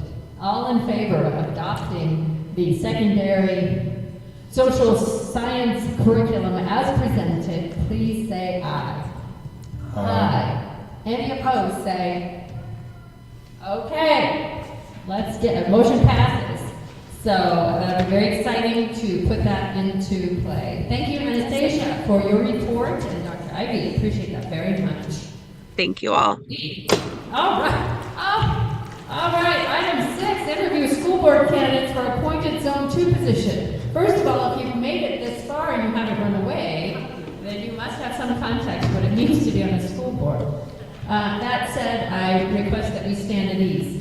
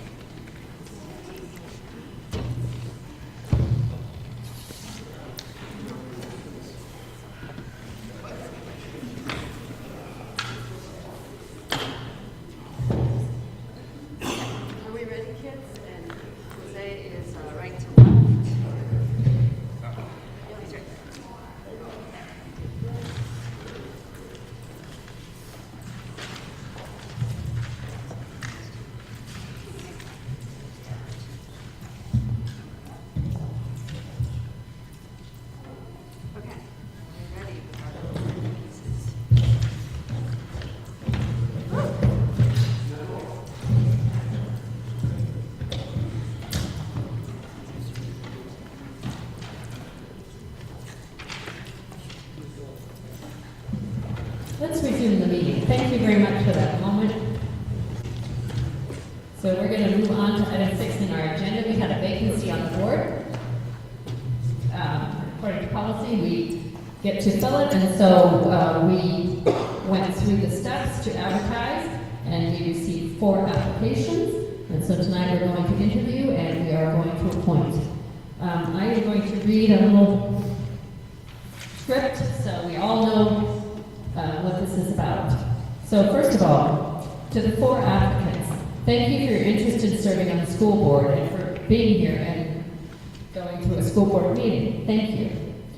The interview process is designed to be fair and consistent for all candidates. Each candidate will be asked the same set of questions and will have approximately 15 minutes to respond. There are 5 questions, so 3 minutes or less for each. Time may be monitored to ensure we stay on schedule and provide equal opportunity for all participants. Who's our timekeeper? Director Pauline will serve as our timekeeper. We ask that responses remain focused and concise so you are able to address each question within the allotted time. This position requires a commitment to attend all board meetings and work sessions in person, to come prepared and engaged, and to actively participate in board discussions and decision-making. Board members may also be asked to serve on committees or participate in work outside of regular board meetings. I can tell you that there's a lot of reading and learning, and that school boards are very unique public service boards in how they are, there's a lot of guardrails around them. It's a very interesting environment. Board members are also expected to attend required trainings, remain actively involved, and be consistently present and engaged in their roles. Board members are expected to focus on governance, policy, and strategic direction, rather than day-to-day operations, and to work collaboratively with fellow board members. We have a board operating agreement, and district leadership in the community. We appreciate today your professionalism, respect, and presence throughout this process, and thank you again for your interest in serving our schools and community. It is a commitment, and so we appreciate that you have signed up, and it is our job now to select the best person that we think should join our board and continue the work that we are doing. All right, so I have 4. I'm going to ask for a volunteer. Who wants to go first? Oh. Is that, I am going to, Mr. Holman. Okay, and we have a lot of paper up here. Do you want me to come up? Please do, right there. We have a lot of paper where we can make notes and scores and all that stuff. So, and we are going to pass the baton in the question asking. Are we clear? Is everybody clear what's happening and how we're going to go? Okay.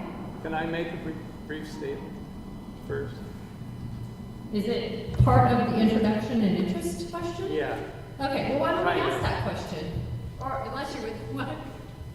So, Mr. Holman, actually, that is the first question, so that is a great segue. So, to kick us off, Mr. Holman, your first question is to please tell us about yourself, why you're interested in filling the school board position, and what makes you a strong candidate.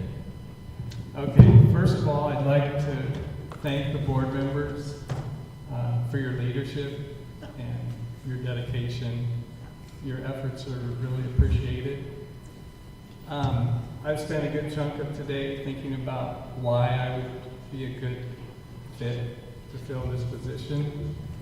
And it's become apparent to me tonight that I do not feel like the best candidate. I think there is another candidate that if I were up there, I would vote for. And so I'm respectfully withdrawing my application. Thank you. Thank you, Mr. Holden. Thank you very much. Anybody who can survive this is a unique person. Thank you. I hope that you can find ways to continue to engage with our schools. I understand you're retired. Yeah. Yeah. And that you find volunteer positions in the elementary to read to our kids, or any kind of sports volunteering. I hope. I need to do that. He needs to do that. And I think your lovely wife is also retired. Yes. And she may need to do that as well. Yes. So we have some volunteers. All right. Thank you, Mr. Thank you. We appreciate that. Okay, yeah. Thank you. Okay, so do I have another volunteer or shall we go alpha? Siobhan? Oh, okay. Come on up, Siobhan.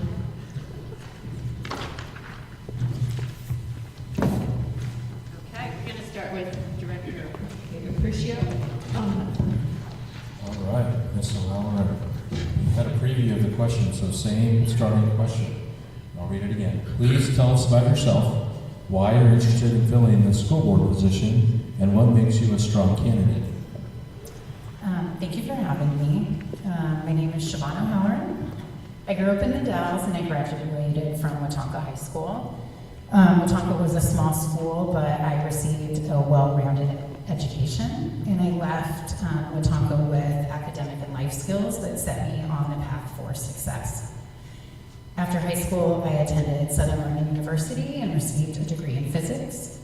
For the last 15 years, I've been working in finance operations and administrative roles, and I'm currently a finance and administration director for a nonprofit. I've served 6 years previously on a working nonprofit board of directors and 2 years as a parent representative on a school site council in the district. I do have 2 kids who attend school here, so I do have a personal interest in the success of the district. But the real reason I would like to apply is that I really value and believe in the mission of public education. I view it as a public service, not only to students and their families, but the broader community. I personally benefited from public education, and I'm now in a position where I can give back and so that others can continue to access similar opportunities. I believe I'm a strong candidate because of these experiences. I've worked on and for a board. Part of my role is currently onboarding newly appointed board members, and I just did that today. I like collaborating and problem solving on a team. I have experience in strategic planning and systems thinking, and I'm dedicated and reliable, and I'm really grateful for the opportunity. Thank you.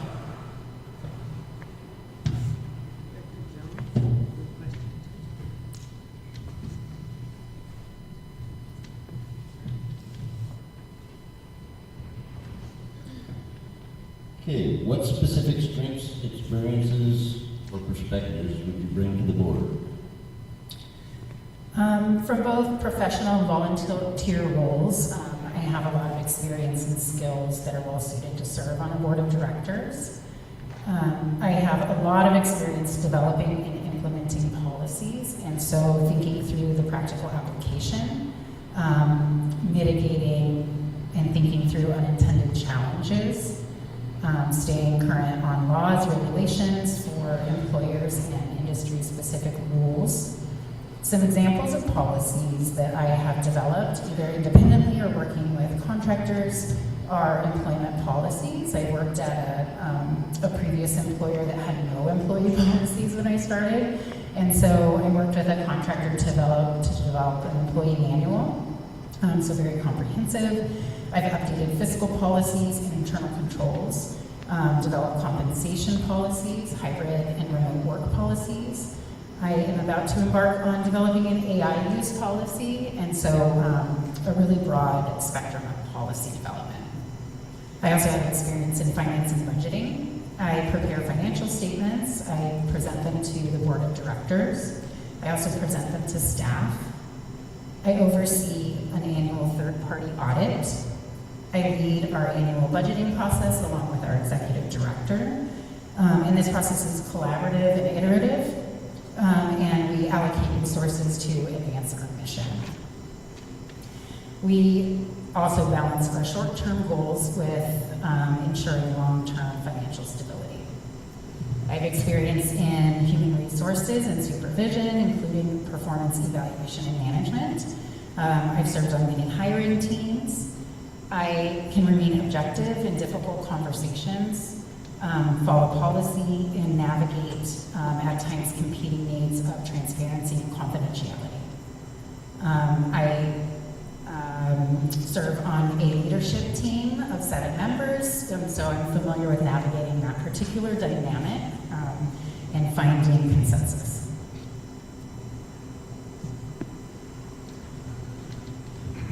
What do you see as the most significant challenges facing the district, and what is your vision of an outstanding school district? I think attendance is a persistent challenge, not just for our district, but statewide. Attendance is related to student engagement. I have appreciated the data collected and shared by the district related to attendance. I've had some insight into the work done through my role on the site council.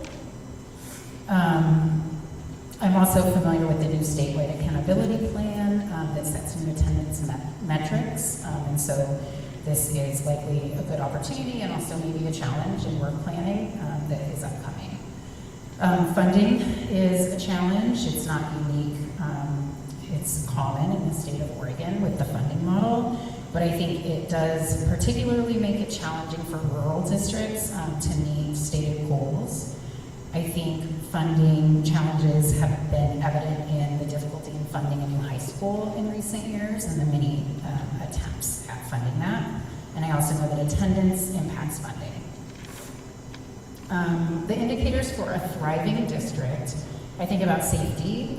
Physical and psychological safety is a prerequisite for learning. Setting high academic and behavioral standards for students. Creating multiple avenues for success. Innovations Academy and the career technical pathways are great examples of this that the school and the district are undertaking now. It provides academic and life skills for students no matter what their path is after high school. A strong district has strong connections to the community with a high level of community trust in the district. And the role of the board in building that trust is to act with integrity and stay grounded in the mission of educating children.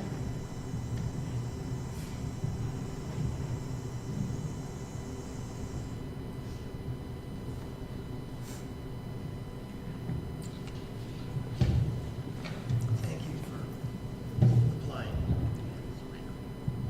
How do you view the board's role versus the administration's role? And what is your understanding of and/or experience with policy and governance? If I could distill it down, I would say that the board determines what and the administration determines how. So the role of a school board is to engage in strategic planning and set policy, to use data to set priorities and measure progress, ensure accountability by evaluating the superintendent, including hiring and terminating as needed, align the budget with strategic goals, ensure fiscal responsibility, and allocate resources based on student needs and the district priorities.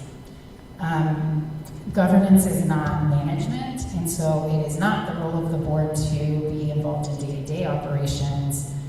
The implementation of policies and priorities is delegated to the administration.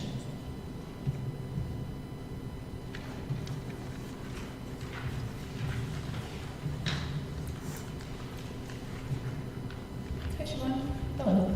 How would you handle concerns from an upset parent or staff member, and how do you approach conflict or disagreements with colleagues? Cite a specific example of when you worked through disagreement or conflict, especially in a group or leadership setting. What was your approach and what was the outcome? In terms of someone coming to me, if I were an individual board member, I would view it as an opportunity to either build or erode trust, and it could impact the way that that individual views the district. So I would remain calm, curious, and non-judgmental. Listen to understand rather than respond, and so find the message beneath the emotion. Ask clarifying questions and empathize without agreeing or disagreeing. As an individual board member, I would have no authority to act on that information, so I would follow the established chain of command and refer the complaint to the appropriate administrative office. In terms of navigating conflict on a team, I think conflict is a healthy aspect of a well-functioning team. If there is a lack of disagreement, there are likely voices or perspectives that are missing from the conversation. And so conflict can either be productive or unproductive. To keep it productive, we can use dissent as a tool to improve outcomes. So an example, our leadership team has recently been evaluating whether and then how to pilot a reduced work schedule. As a team of 7, we definitely did not go into this aligned on whether or how to move forward. And there was a concern about not being responsive to emerging issues that would have a negative impact on our work. And so our team actually works by consensus, which is different than a school board, but I think the process is still very applicable. So rather than viewing this dissent as either an attempt to derail the process or just moving forward with a majority, we really attempted to understand the concern to mitigate the impacts. So the result was that we built into our policy a rotating staff member who would be on call during those hours where we normally would be in the office and now we would be closed. So the result was a better policy that is more likely to achieve our goals. I think importantly, once a policy is approved, it's important to set aside any ego about what each individual thought would be best and work as a team to ensure success, because that is what is in the best interest of the students and the mission. Thank you.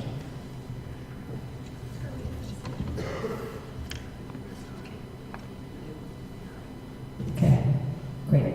Yeah, we are ahead of schedule, so is there anything else you would like us to know? I just really appreciate your time and thank you for the opportunity. Okay, thanks. Thank you, Siobhan.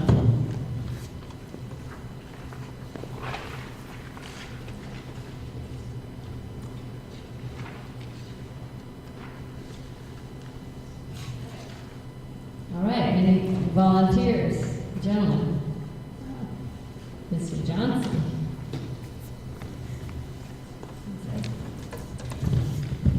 All right, welcome, Mr. Johnson. So, your first question, similar to the others. Please tell us about yourself, why you're interested in filling the school board position, and what makes you a strong candidate. Okay, thank you for the opportunity. My name is Greg Johnson. I have lived here in the Dalles for 41 years. I farmed for about 30 years, and then I got tired of losing money and went back, got a degree or a master's in education. So I teach at St. Mary's Middle School Science and a little math. So that's kind of my background. I have 2 kids, both of whom graduated from the Dalles High School in different iterations. They weren't all the Dalles High School when they were there, but that's what it was. I have a vested interest in seeing D21 be a strong educational experience, both as a taxpayer. I own property, so I pay a lot of taxes, much of which goes to the school district, so I like to see it spent well. And as a community member, I see a value for a strong school system that brings to the community, such as industry and business, who are recruiting employees with children into our community. And they want to know that there's a good school system. And I know that from some of my experiences, there are people that choose not to come here or choose to come here based on educational experiences. I was also an employee of District 21 and I'm also a member of, and have been a member of several boards locally, statewide, and nationally.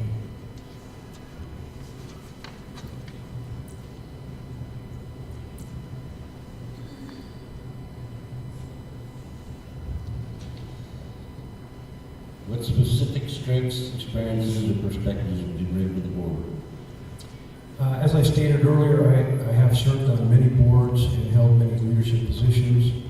I served many years, started with Farm Bureau locally, at the state level and nationally. I served on the National Young Farmer Rancher Committee.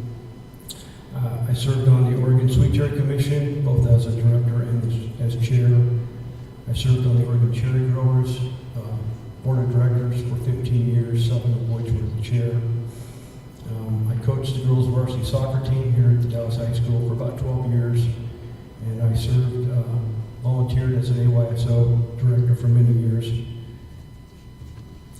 Currently, I serve at the Northern Wasco County People's Utility District. I've been on the board for 5 years there, and I'm also a member of the Q-Life network, which is internet, of which D21, I believe, gets dark web or dark fiber from us. I hold the highest level of board director training through the NRECA, which is National Rural Electric Cooperative Association. I have over 100 hours of director training in the past 5 years.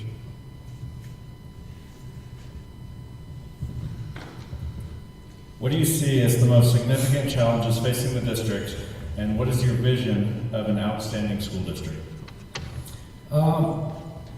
Unlike the lady ahead of me who had a great answer, mine's going to be pretty brief, but the biggest challenge I see is improving outcomes in the education system without lowering standards.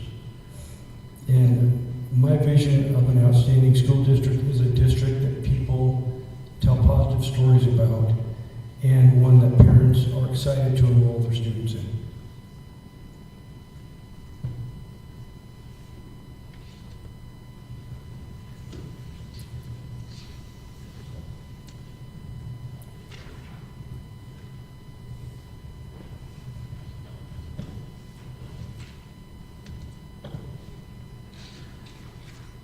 Governance and role clarity.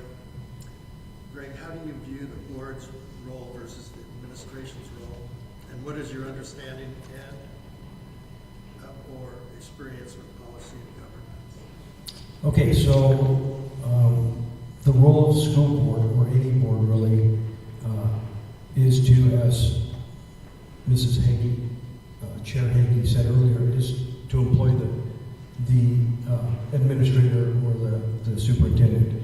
So first and foremost, that's their main directive is to work with the administrator. After that, the board's duty is to develop policy. The board and the administrator have very strict lanes that they need to be in. The board does not run day-to-day operations. The administrator, superintendent, enacts the policies that the board sets.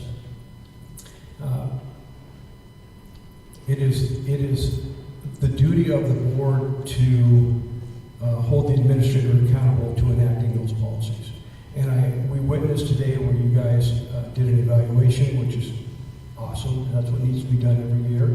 And it sounds like there's a good rapport between the administrator and the board, and that's always good because you need to have a good working relationship. The board needs to make sure that the budget is fiscally responsible and that management stays within that budget. I think that's pretty good. While the board and administrator have their own lanes, they still need to be very good at working together to get the goals of having a superior education system in place.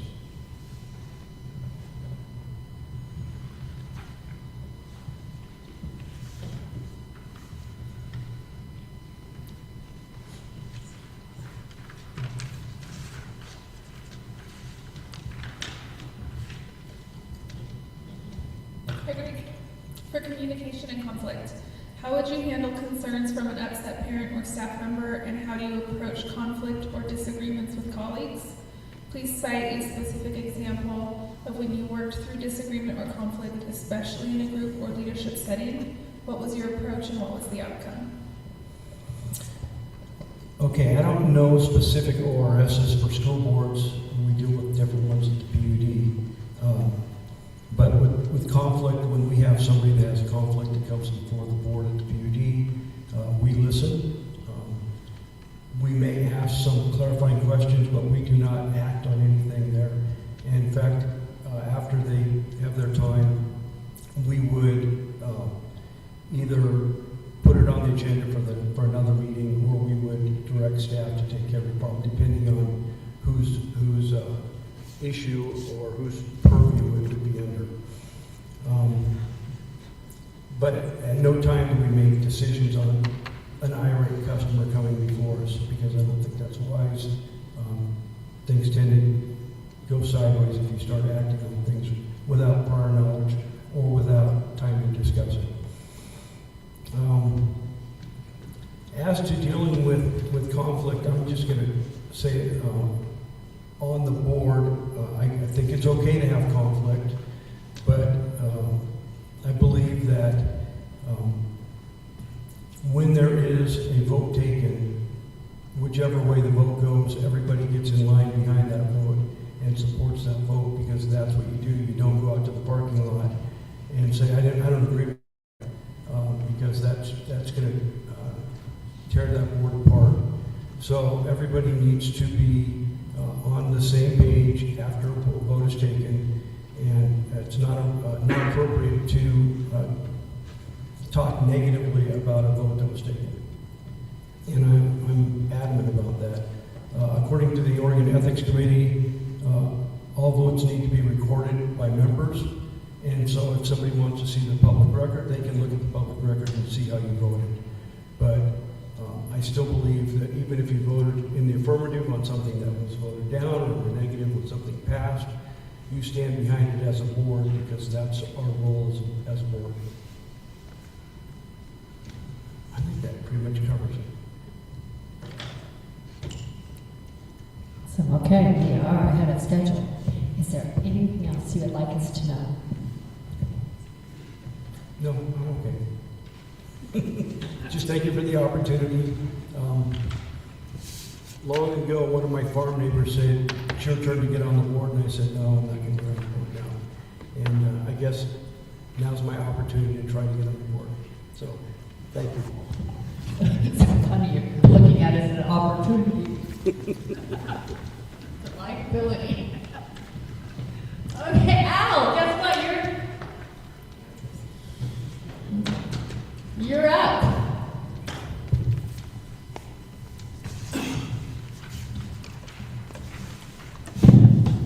Isn't it ironic that W is at the end of the alphabet?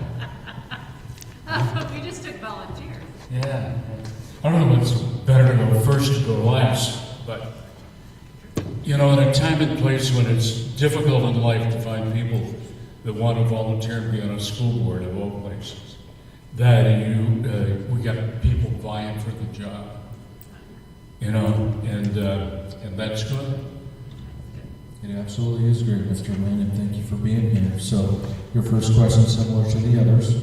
Please tell us about yourself, why you're interested in filling the school board position, and what makes you a strong candidate.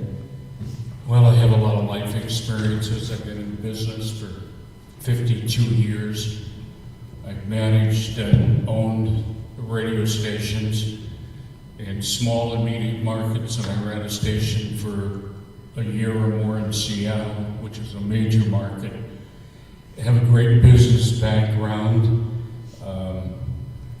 You know, we need the business community involved in the school district, and that's one of the reasons I got involved.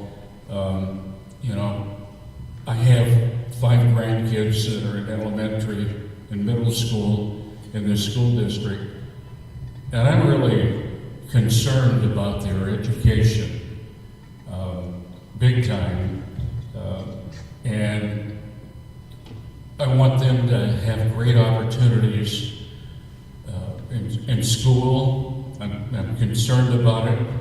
I deeply care about the success of students and long-term strength of our school district. It's been here a long time.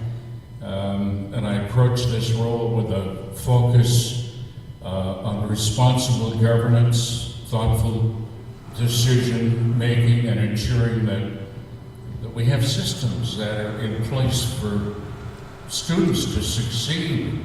And I believe in listening. I have people tell me so many things you wouldn't believe, and I have a great deal of confidence from people because I never divulge my sources. I work collaboratively with a number of people. I have great life experiences in my professional side of it. I was selected as the Oregon Radio and TV Broadcaster of the Year by my peers a number of years ago. I've been a member of the Dallas Lions Club for a long time. I've been a Lion for 59 years. I was president of this club and a president of the Tompkins Lions Club, and I was an outstanding young man when I was young of the year. I was the Lion of the Year. I was a member of the Columbia River Gorge Commission. And the other thing is that I spent 4 years of my life sitting in the chair that you're sitting in, because I was on the school board in the 1980s. And believe me, I come to you tonight telling you that I'm well equipped and thoroughly schooled on how this thing functions and what it's supposed to do and how it's supposed to operate. And I'm not a spring chicken, but I'm willing and I want to see changes, and nothing would please me more than to see our school district thrive and be successful.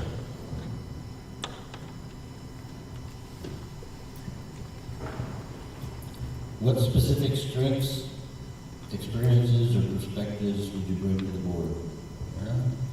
Ability to analyze things and look at complex information.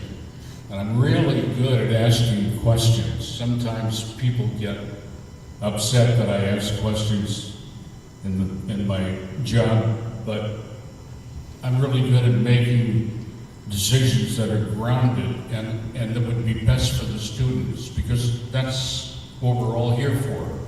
We're here for the kids. And I'm a big believer in transparency and certainly accountability. Wow, that's a huge one. And I really think we need clear communication, and I would focus on continual improvement of our school district.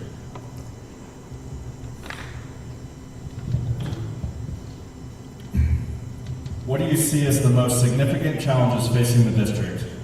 And what is your vision of an outstanding school district? Like a lot of school districts, there are a lot of key challenges: ensuring strong academic outcomes for all the kids. We need to maintain effective systems, aligning resources to the student needs. And I guess my vision would be, to the answer to your question, an outstanding district is one where systems are clear, expectations are high, and students have access to both academic and career pathways in a life we're seeing not so much focused on higher education now, but job skill opportunities later in life to pay great jobs for kids. And I look at the board's role is to ensure the structure and the accountability, have them in place to support all of that.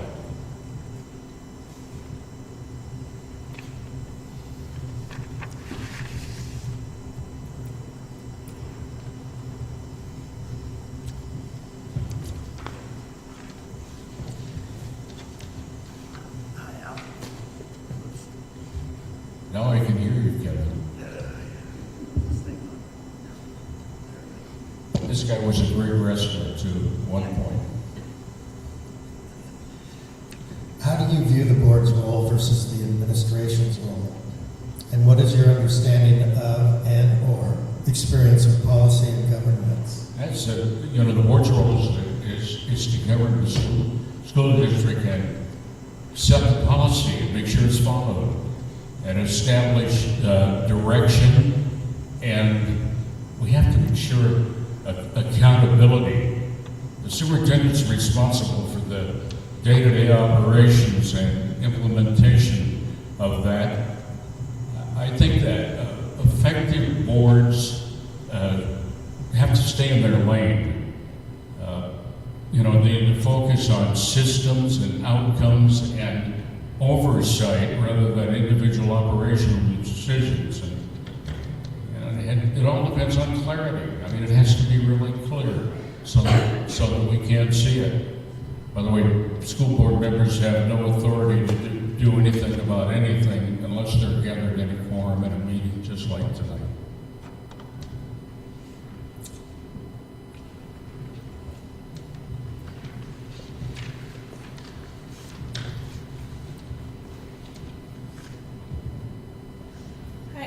For communication and conflict, how would you handle concerns from an upset parent or staff member? And how would you approach conflict or disagreements with colleagues? Please cite a specific example of when you worked through a disagreement or conflict, especially in a group or leadership setting. What was your approach and what was the outcome? Well, we have a chain of command. I mean, that's first and foremost. It starts as a board member of District 21. I have, as I said a little bit ago, I have no authority to do anything. I need to listen and make sure that the person who's unhappy is heard and doesn't feel dismissed. But I wouldn't get in the middle of what's going on. I didn't get elected to resolve the issue independently. That's why you have people in roles of administration. And then I would direct them through the process. You know, let me give you an example. If it's a parent who's unhappy about the playing time of their kid in a sport, you know, I wouldn't side with them. I would just say, I'm sure you have concerns, and where you start is with the coach. And if you're not satisfied with the coach, then walk up the ladder and go to the athletic director, and then go as far as you need to go until you're satisfied with all of that. And the board really, our responsibility is really to make sure that systems are fair and that they function, and not to get in the middle and try to solve it for them. They may not always like to hear that, but that's the bottom reality. And there also has to be, on the administration level, from a past experience when I was on the board, there has to be a great deal of confidentiality amongst the administration as well. It's not a one-way street. And that includes communication down the line. You know, there's an expression that I say, I call it vicious compliance. Vicious compliance is if somebody asks you a question about what you're doing, and then you're looking at the situation, and then they would do the job so bad that you would never ask them, they would never ask you again to do it. That's what vicious compliance is. And I'm a big believer in accountability and responsibility and transparency. I think we need to do a better job of communicating to our citizens in our community. And that's kind of a story, and I'm sticking to it. Can I make the time window? I think so, sure. Al, is there anything else you'd like us to know? I'd like you to know that I'm not for sale, and you can't buy me. And I'm pretty independent, and I have thoughts, and I understand about consistency, and I understand about team playing and being a part of a team. And even if you don't like the outcome, you keep your mouth shut and you support the direction that has been developed and solved. And it's really important. I've seen my share of incidences that didn't happen. It wasn't when I was on a board, it was in another situation. And we just have to stay in our lane. But we also need to ask the questions, and I'll be a good one to ask a question. You know, I listened to the financial thing here about borrowing money, and I didn't hear anybody saying anything about how much. You know, and if I was on the board, I'd say, now tell me, how much do you want to borrow? And tell me about $40,000 that it's gonna cost me to borrow it. No offense intended. We'll shake hands and be friends, you know, and it's okay. And that's kind of who I am. So, that's it. Thank you, Al. I would like to take a few minutes just to do my scoring. Is that okay? If we got our little paperwork here, and then we'll resume. So stand at ease, I guess, for a second, and let us catch up.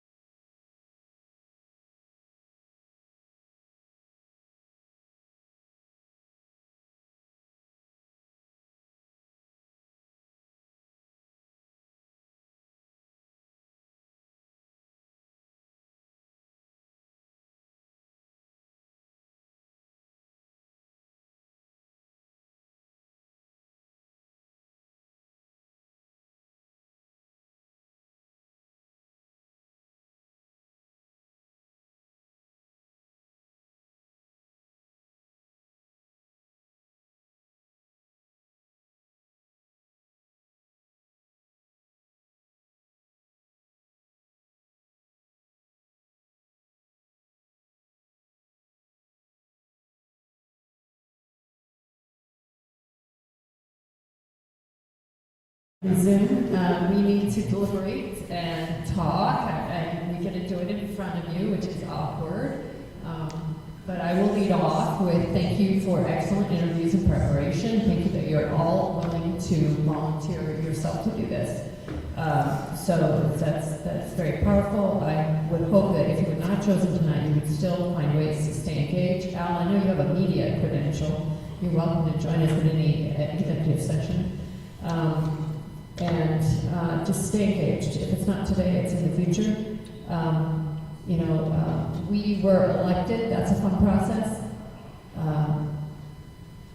And so please consider that as well.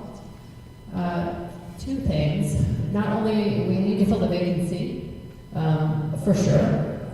So all of you understood the basic, function of the board and a board member and staff. So that's appreciated. But we also have to find a person that is going to help us move forward in the work that we are already trying to do. So we've worked hard this year to build trust with our administrator, to learn about school board function. Some of you already kind of know probably more than we do. So we want to continue that positive work. And then we also want a person that aligns with our vision too, of where we're trying to go, and can help us get there as quick as possible. So, does that make sense? And I'm happy now to open the floor to the rest of the directors as we make this important decision to bring another person into our home. You can also make motions.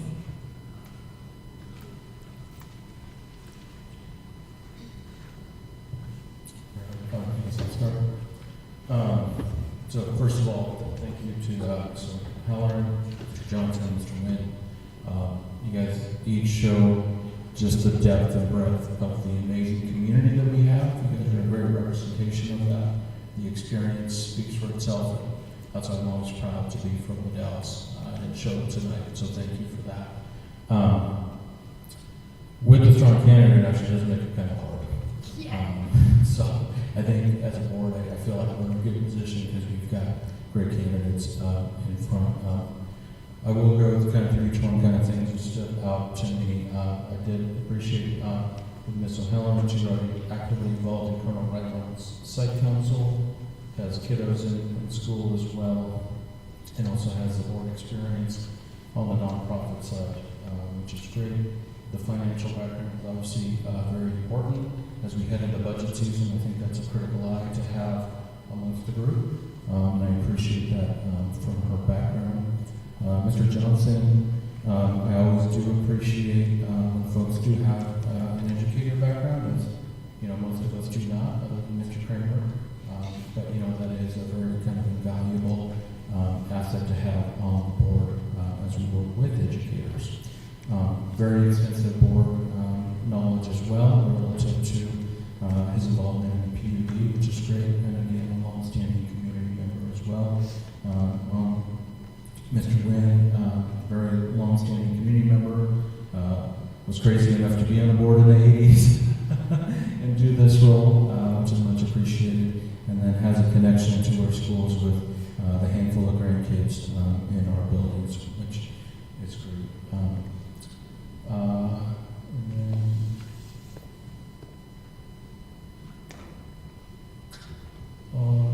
sons, Ms. O'Halloran didn't really have anything big other than board experiences, not on schools. I mean, but it's a general board, so a good working understanding, and that was very evident in her responses. Mr. Johnson, while the board work is definitely a strength, the one concern I would highlight is being on a local taxing entity. Whenever, if we were to go for a bond, I worry about just the conflict of interest and the ability to vote when things come up locally.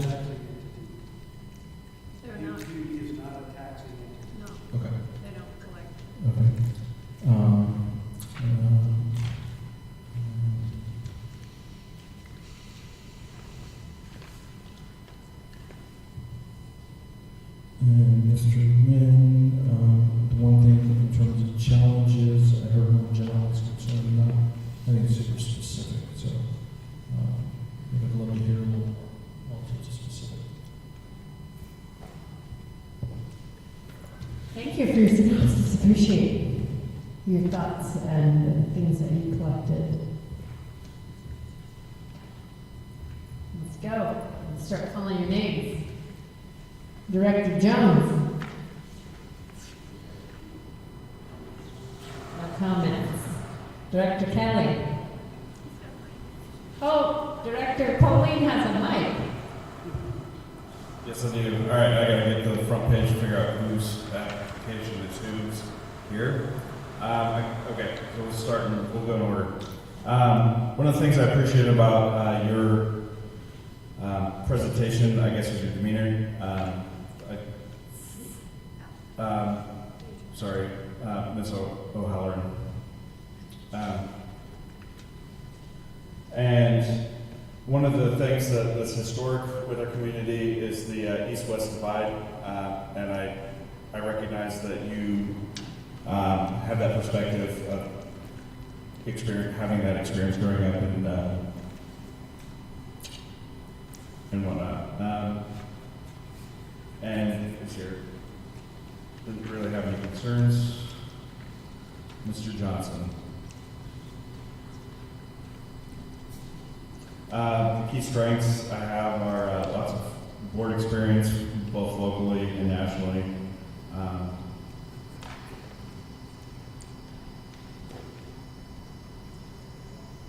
And the unique contributions. One of the things that I've recognized or that I've observed about PUD or that I've appreciated is this seems to be one of the more successful entities in our community, and I would like to think that you were, since you're on the board, you're contributing to the success.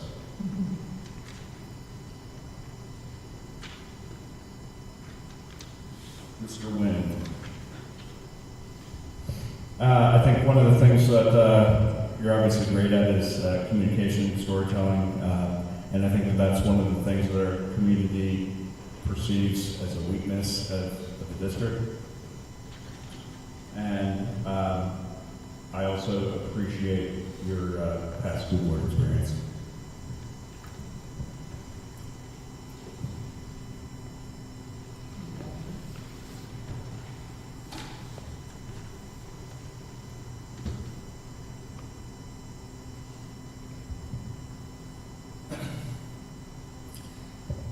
This is a very difficult choice. We've got 3 outstanding applicants. I just think we should expand the board and take all 3 of them. That's what my vote would be. Ms. O'Halloran, I had the pleasure of teaching with your father. And, so you come from a teacher background, and I'm sorry.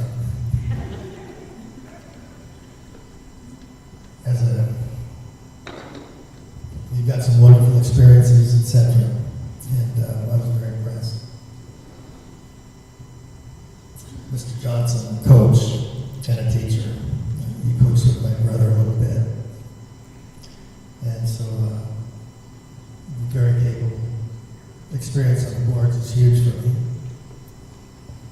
And we'd be lucky to have you.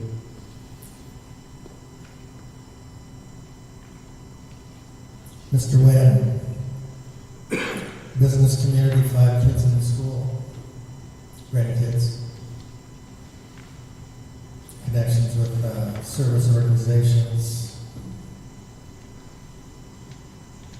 and previous school board experience. These are, man, we're lucky to have you guys.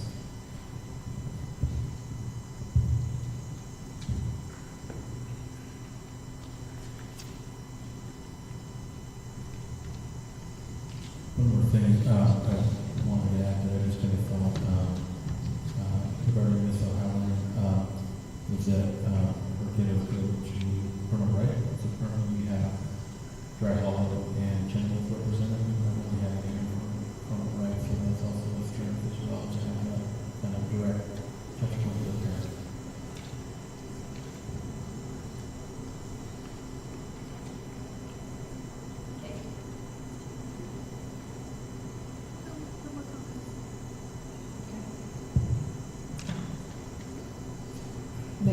looking at me then.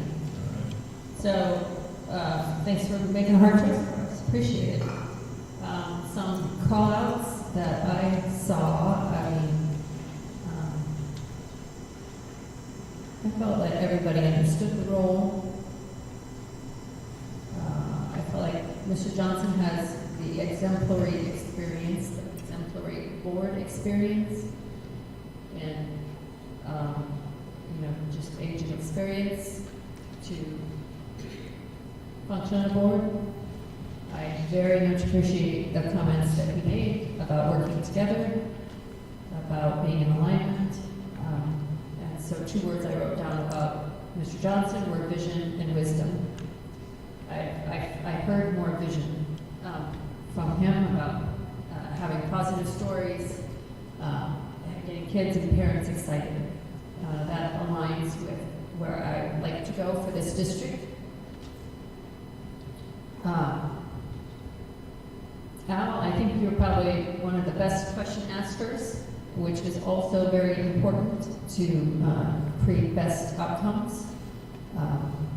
And we really should aspire to be as good as you are about asking questions.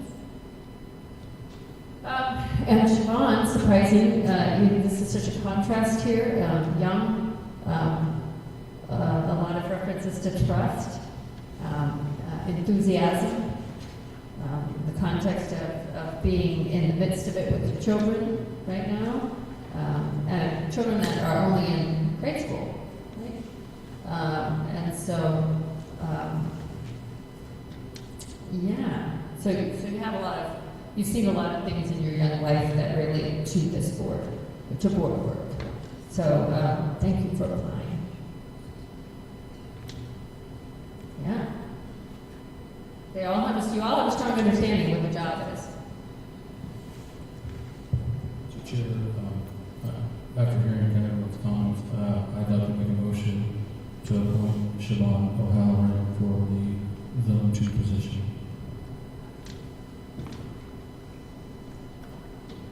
You have a second?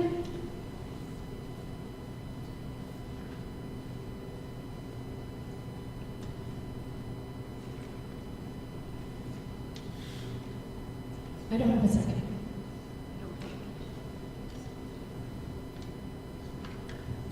Motion dies. I would like to make a motion to appoint Greg Johnson as Zone 2 representative. Do I have a second?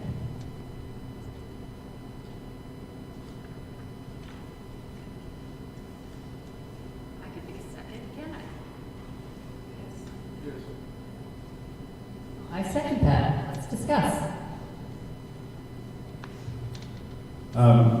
The reason I made that motion is I really value the significant board experience. I really felt like your answer on the governance and role clarity really hit the nail on the head. The note I have here, it was almost as if you did your homework and got it almost word for word in my mind. And the strong emphasis on board unification, even after a vote is taken, that was another keynote in my notes here.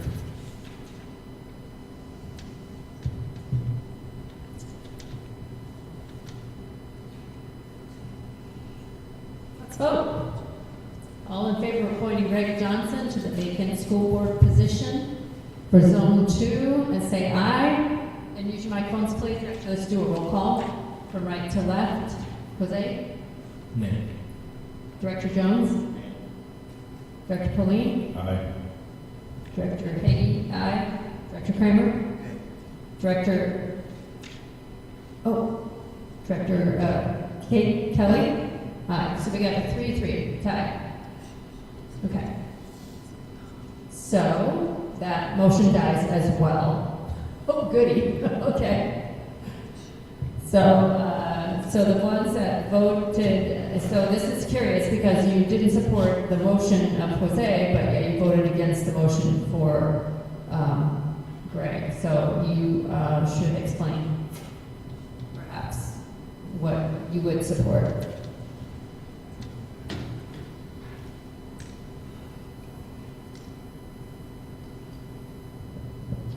I would like to nominate Alvin for position 2.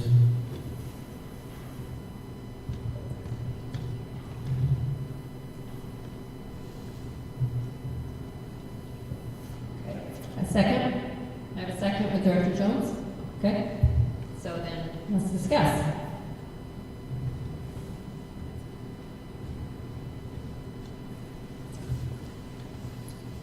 I will be transparent. There is history that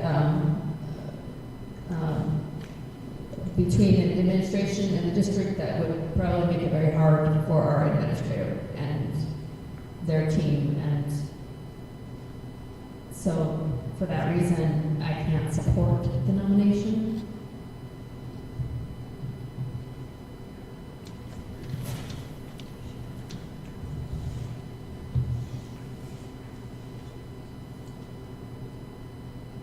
Any other discussion? Let's vote from right to left. Let's do a roll call. Jose? Nay. Director Jones? Aye. Director Queen? Nay. Director Hagy, nay. Aye. Director Kelly? Nay. Okay. So,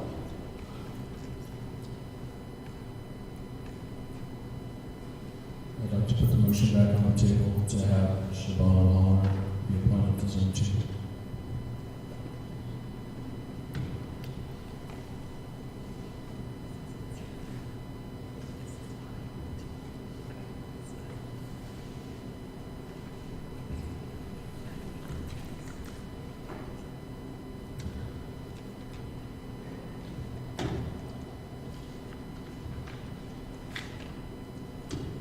okay, I can't get a second, so let's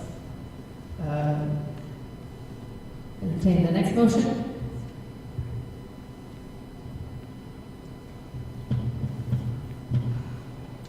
I had 3 votes for Greg, so I'm gonna make a motion to nominate Greg Johnson to fill a vacancy of Zone 2. Can I get a second? I second that motion. Okay, let's discuss. So we had 3 votes. So far, we've had 3 votes for Mr. Johnson, 2 for Mr. Kramer. I couldn't get a second on Siobhan, which is not should not reflect on Siobhan and her experience. And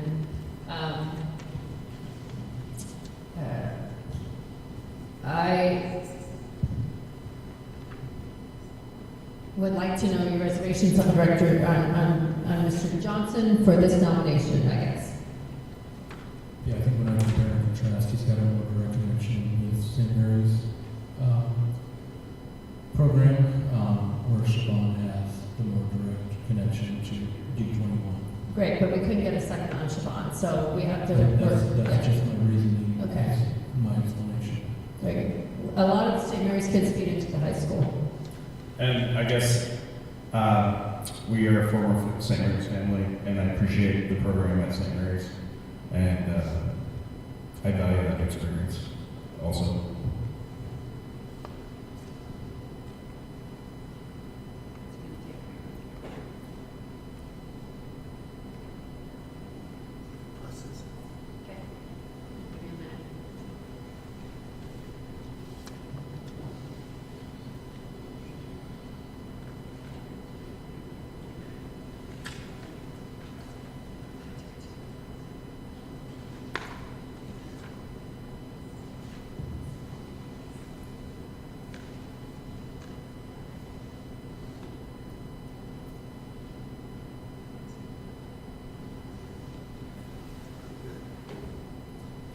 So I'll call for a vote. Jose?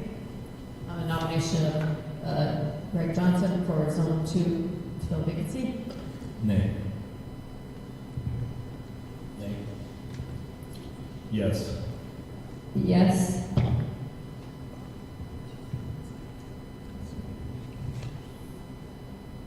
Nay. We're still hung. Go ahead. That's a yes for Kate. Okay, so we're still hung. Okay.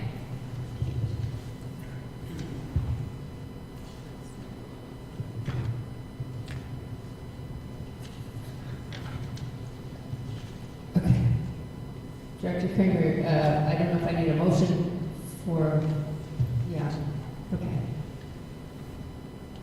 I'd like to make a motion for Alwyn again.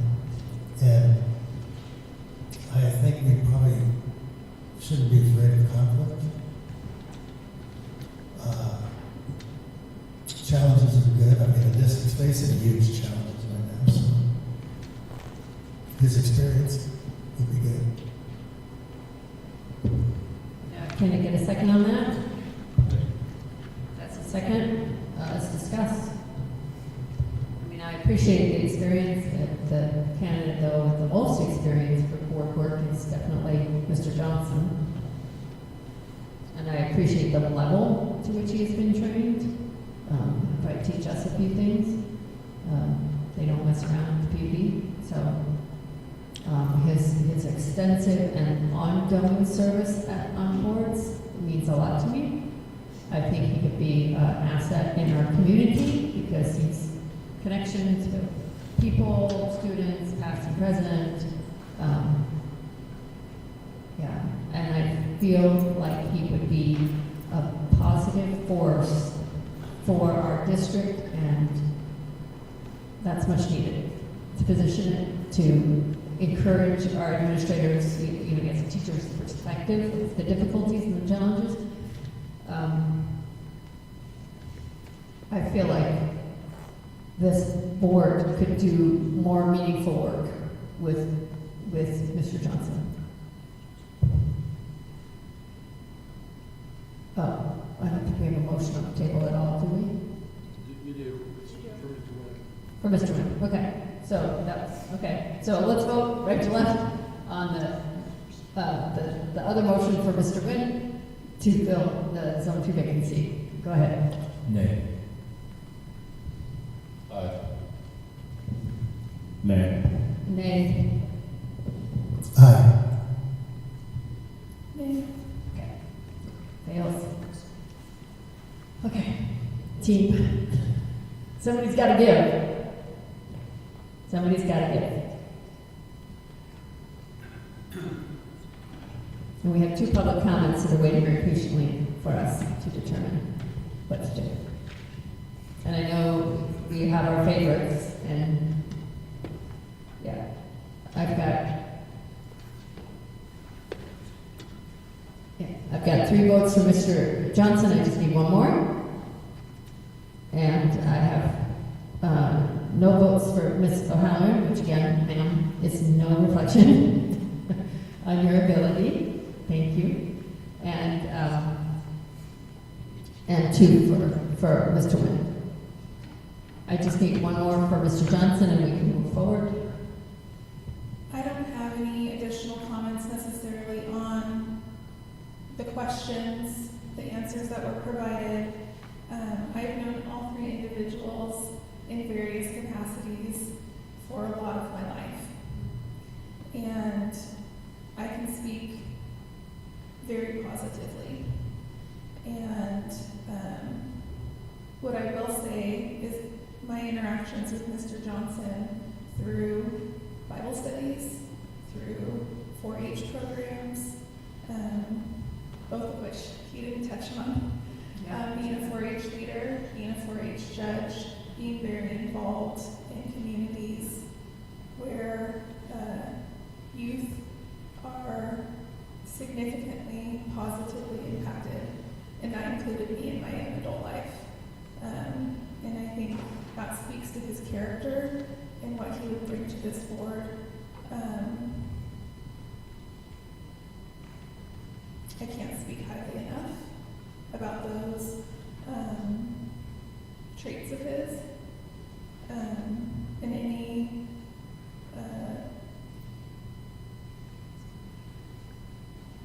feelings or any opinions of conflict, we do have a board operating agreement that we all must abide by, and we can hold each other accountable using that tool.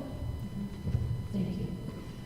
That is interesting to know. You did not share, Mr. Johnson, your extensive history with youth through 4-H. Could I ask a question? Yes. How come you chose to comment about my relationship with the school district in a negative way to my candidacy about getting along with the administration and the superintendent. I'm almost taking offense by that. Yeah, I understand why you would be. Why did you think that was okay? I'm really bothered. I would say it was poor judgment on my part. Yeah. Was that an apology? Yes, I'm sorry. I'm just blown away. Sure, I understand.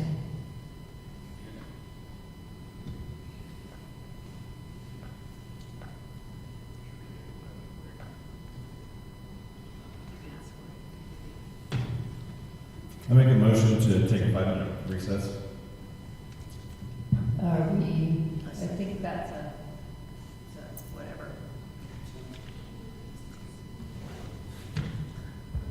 Okay, are we all in favor of taking a 5-minute break? Okay, then it is right now 8:45-ish, so I'll be back a little bit before 8:15.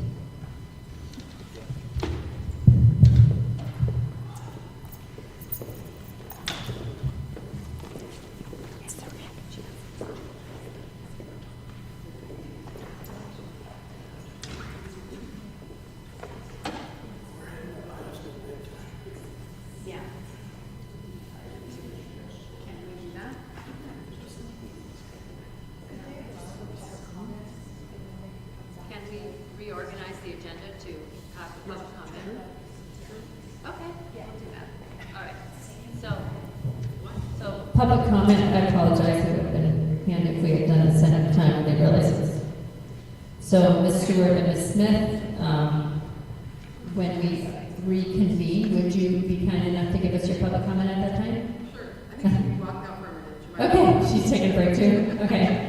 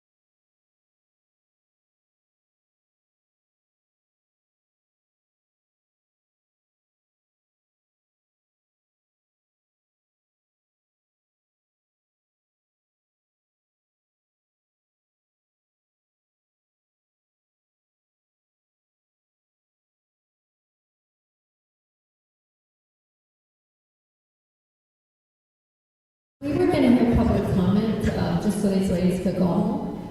So, I might stay. I'm interested. what? The days of the Dow, right here. I can go next or I can wait, it doesn't matter. Okay, what about Kareem? Would you like to? I don't mind waiting either. Oh, goodness, okay. So thank you, ladies. So that's okay, so we can reconvene our business of trying to appoint a director to fill Zone 2.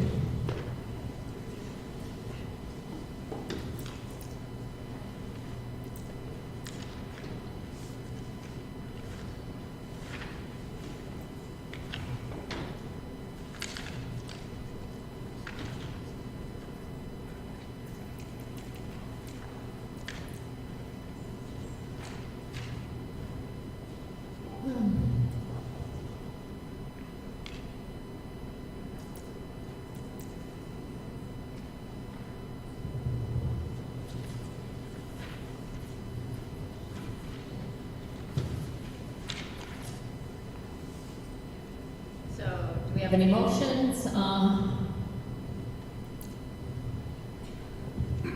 Yes, I'm going to nominate Greg Johnson to fill the role of Zone 2, or to be appointed. One of the things that stands out to me is the extensive experience. I know I've said that in the past, but I think one of the things that education is just generally struggling in Oregon. We're ranked in the bottom 10.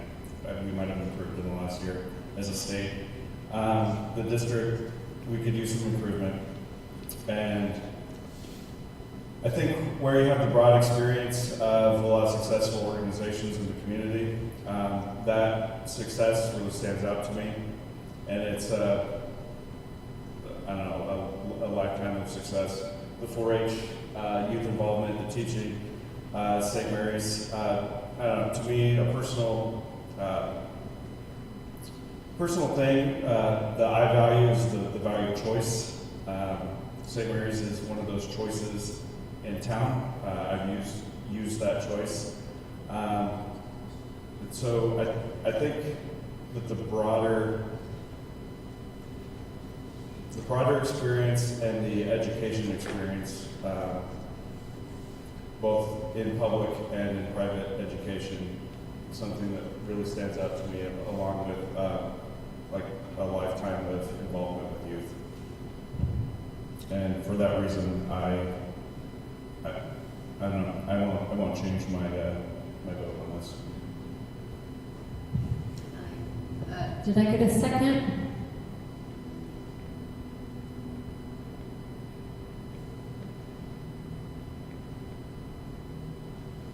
Can I get some advice from the board attorney? Sure. You didn't get a second, so there's no vote. Do you have any advice what we should do when we can't make a decision? How about you go out again and advertise and set it off for next month? You have the applications before you, the time frame that you set. Yeah. These are the folks that you never vote on, but if you choose not to elect any of them, or appoint any of them, then you could do. Would you use the microphone?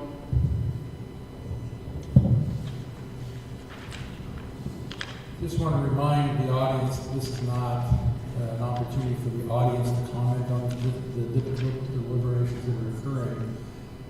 You have the right to elect any of the three people who put their name forward, appoint any of the three people. If there is no consensus among you, you can't come to a conclusion. You can make a determination that none of them have met the criteria that you're, as a board, looking for. You can request additional applications. You can go back out again and have a new slate or an additional slate if you choose to. But these are the three people that are here tonight. If you're not convinced that you can get a vote, then if there's no, well, there's no second to the nomination for Mr. Johnson. So that leaves you anybody making a proposal for Mr. Nguyen or they've all met the criteria.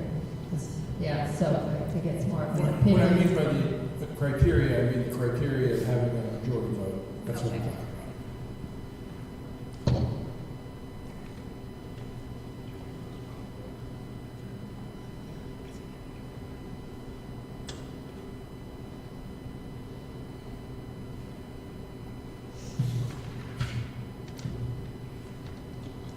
And just to clarify, that would come in a motion by somebody to set the matter over to the next board meeting or to allow applications to be proposed again.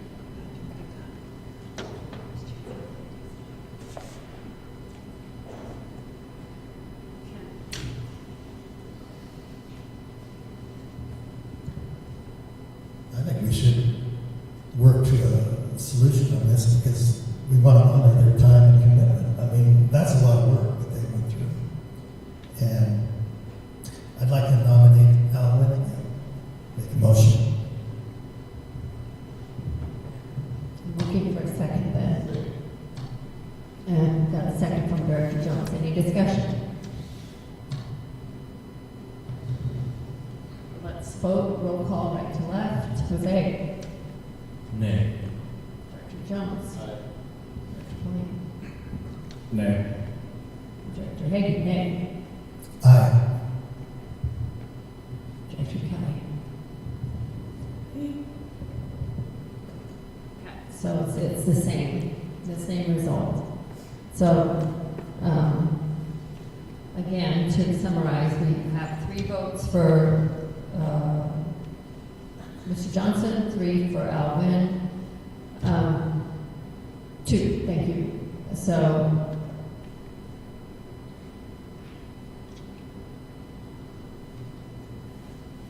is there anything that you need to know about either of them to change your votes? Jose, you're...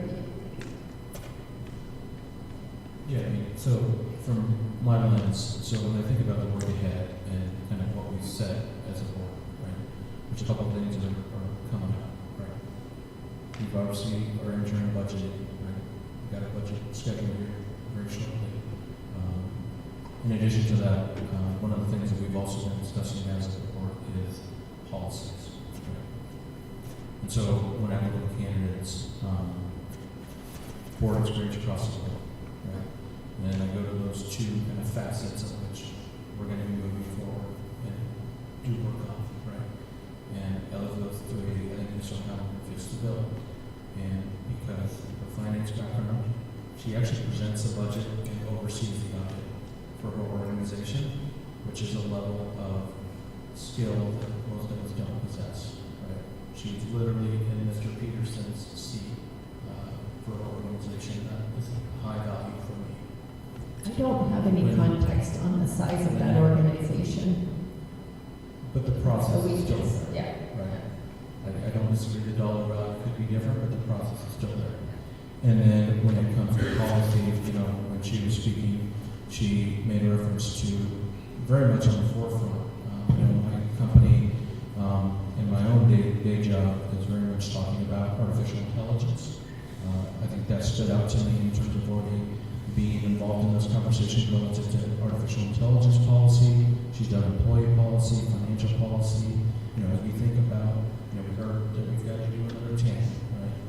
She is very much with a background in finances, and I think that's a conversation we're likely headed to have in terms of, you know, what's our need for funding and stuff like that. So those are the skills that I see where she would be able to add value to the board and skills that are very much in the work ahead. And for those reasons is why I will put the motion again on the table to elect Shabana Holland for Zone 2. Can I get a second motion to elect, or to appoint Shabana Holland, Zone 2 vacancy?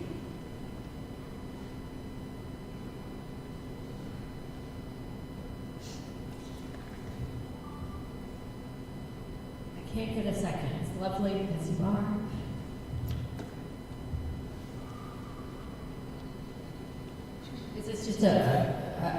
we have reservations about the candidate, or we just have a strong alliance to our own?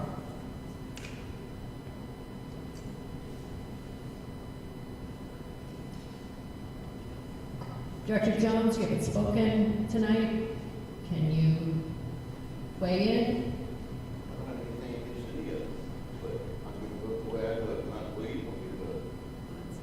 Simple as that.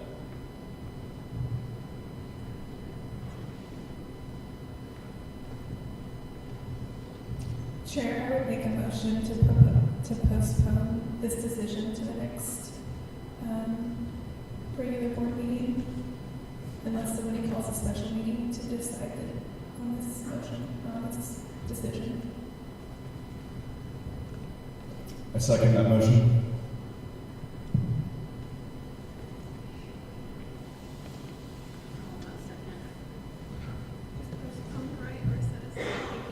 Postponement allows the board to consider a matter at a later time, often if it's not tabling, it just moves to postpone. Can you make the motion again, please? You might need to help me out with this. Make a motion to postpone the decision on the appointment to the Zone 2 position, either to the May regular board meeting, unless a special meeting is called accordingly. I second that motion. Okay, so we can discuss the value of doing that or the downsides of doing that. Yeah, before we went into recess, I kind of felt like this was going to be the outcome of the night, and it was on my mind. I think we need to spend some time personally reflecting on what our decision, what direction we're going to go, and hopefully come to an agreement at the next meeting.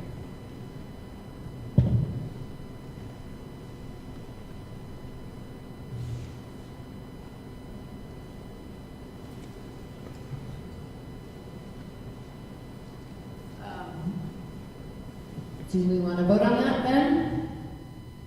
Starting right to left. Nay. Aye. Nay.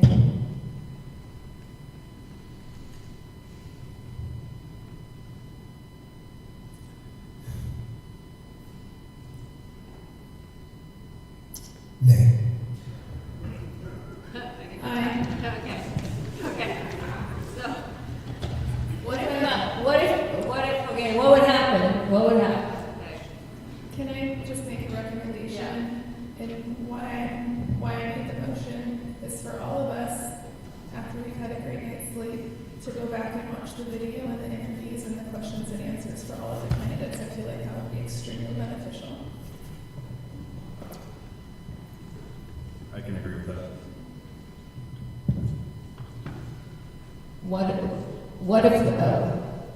What if I made a motion to appoint Siobhan O'Halloran to the Zone 2 position? Can I get a second? Second. Any discussion? Vote right to left.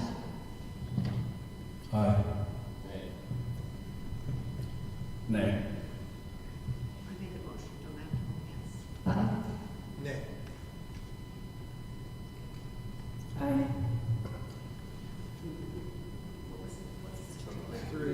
Okay. No way.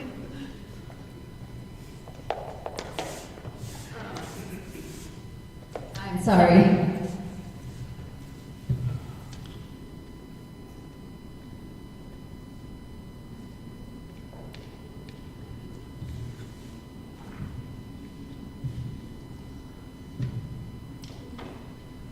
I don't know if this is a reflection of a lack of board unity or independent thinking.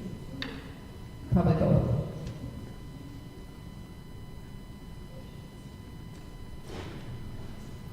I'm just coming up with ideas here, but should we do something like choose a top two and then have a run out from there? Well, you still have to have the motions and get the votes, so I don't know that would work.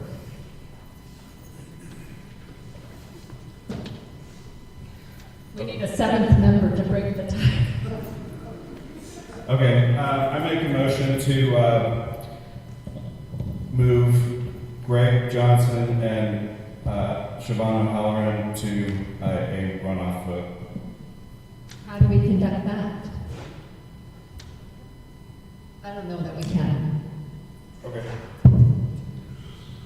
I don't know how to do that.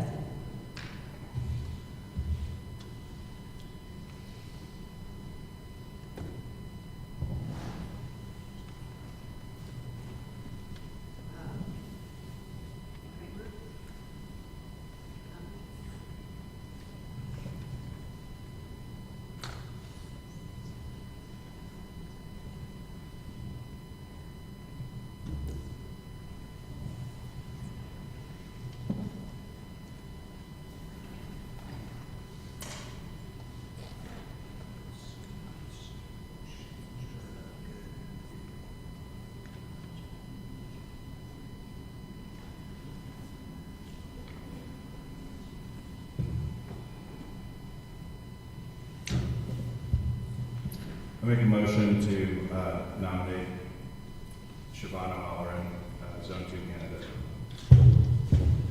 A second. Any discussion?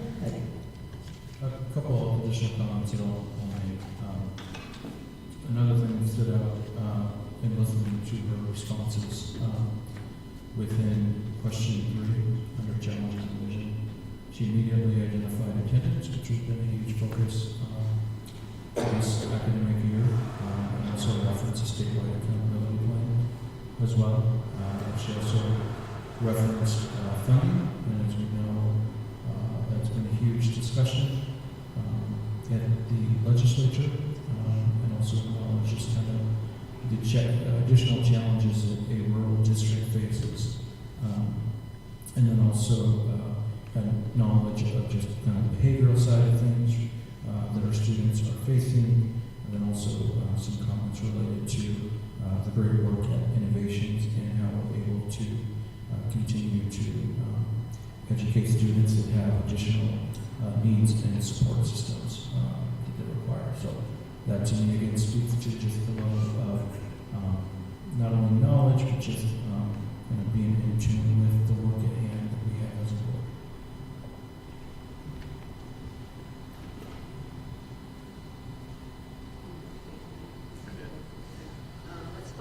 Let's change it up. Let's go left to right. That's right, left to right. Okay. Nay.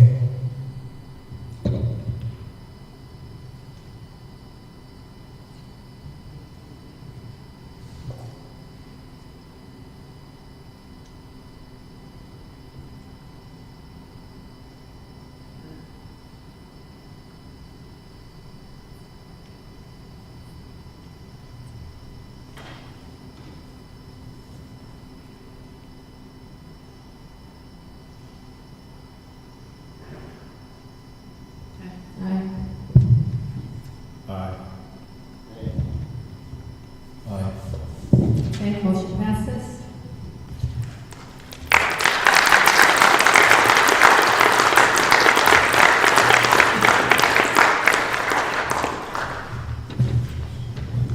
Siobhan, would you like to come up and we will do the oath of office, please?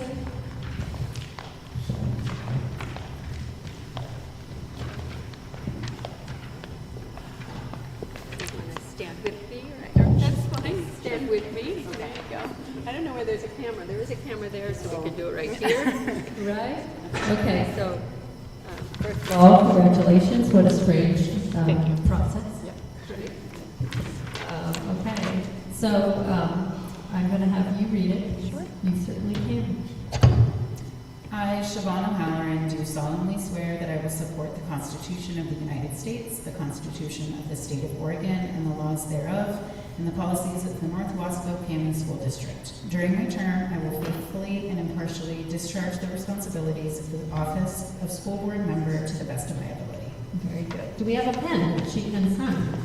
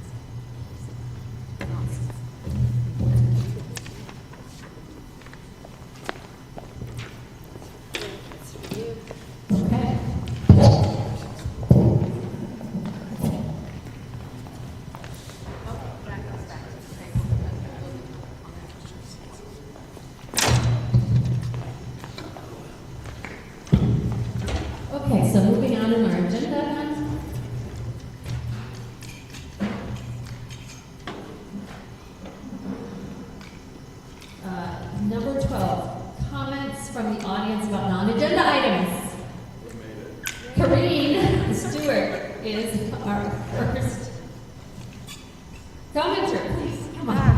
Hi. Let's see. This one. Can you hear me? Yes. Okay, so I've been wanting to come to a meeting for quite a while to say this, and I probably picked the wrong meeting.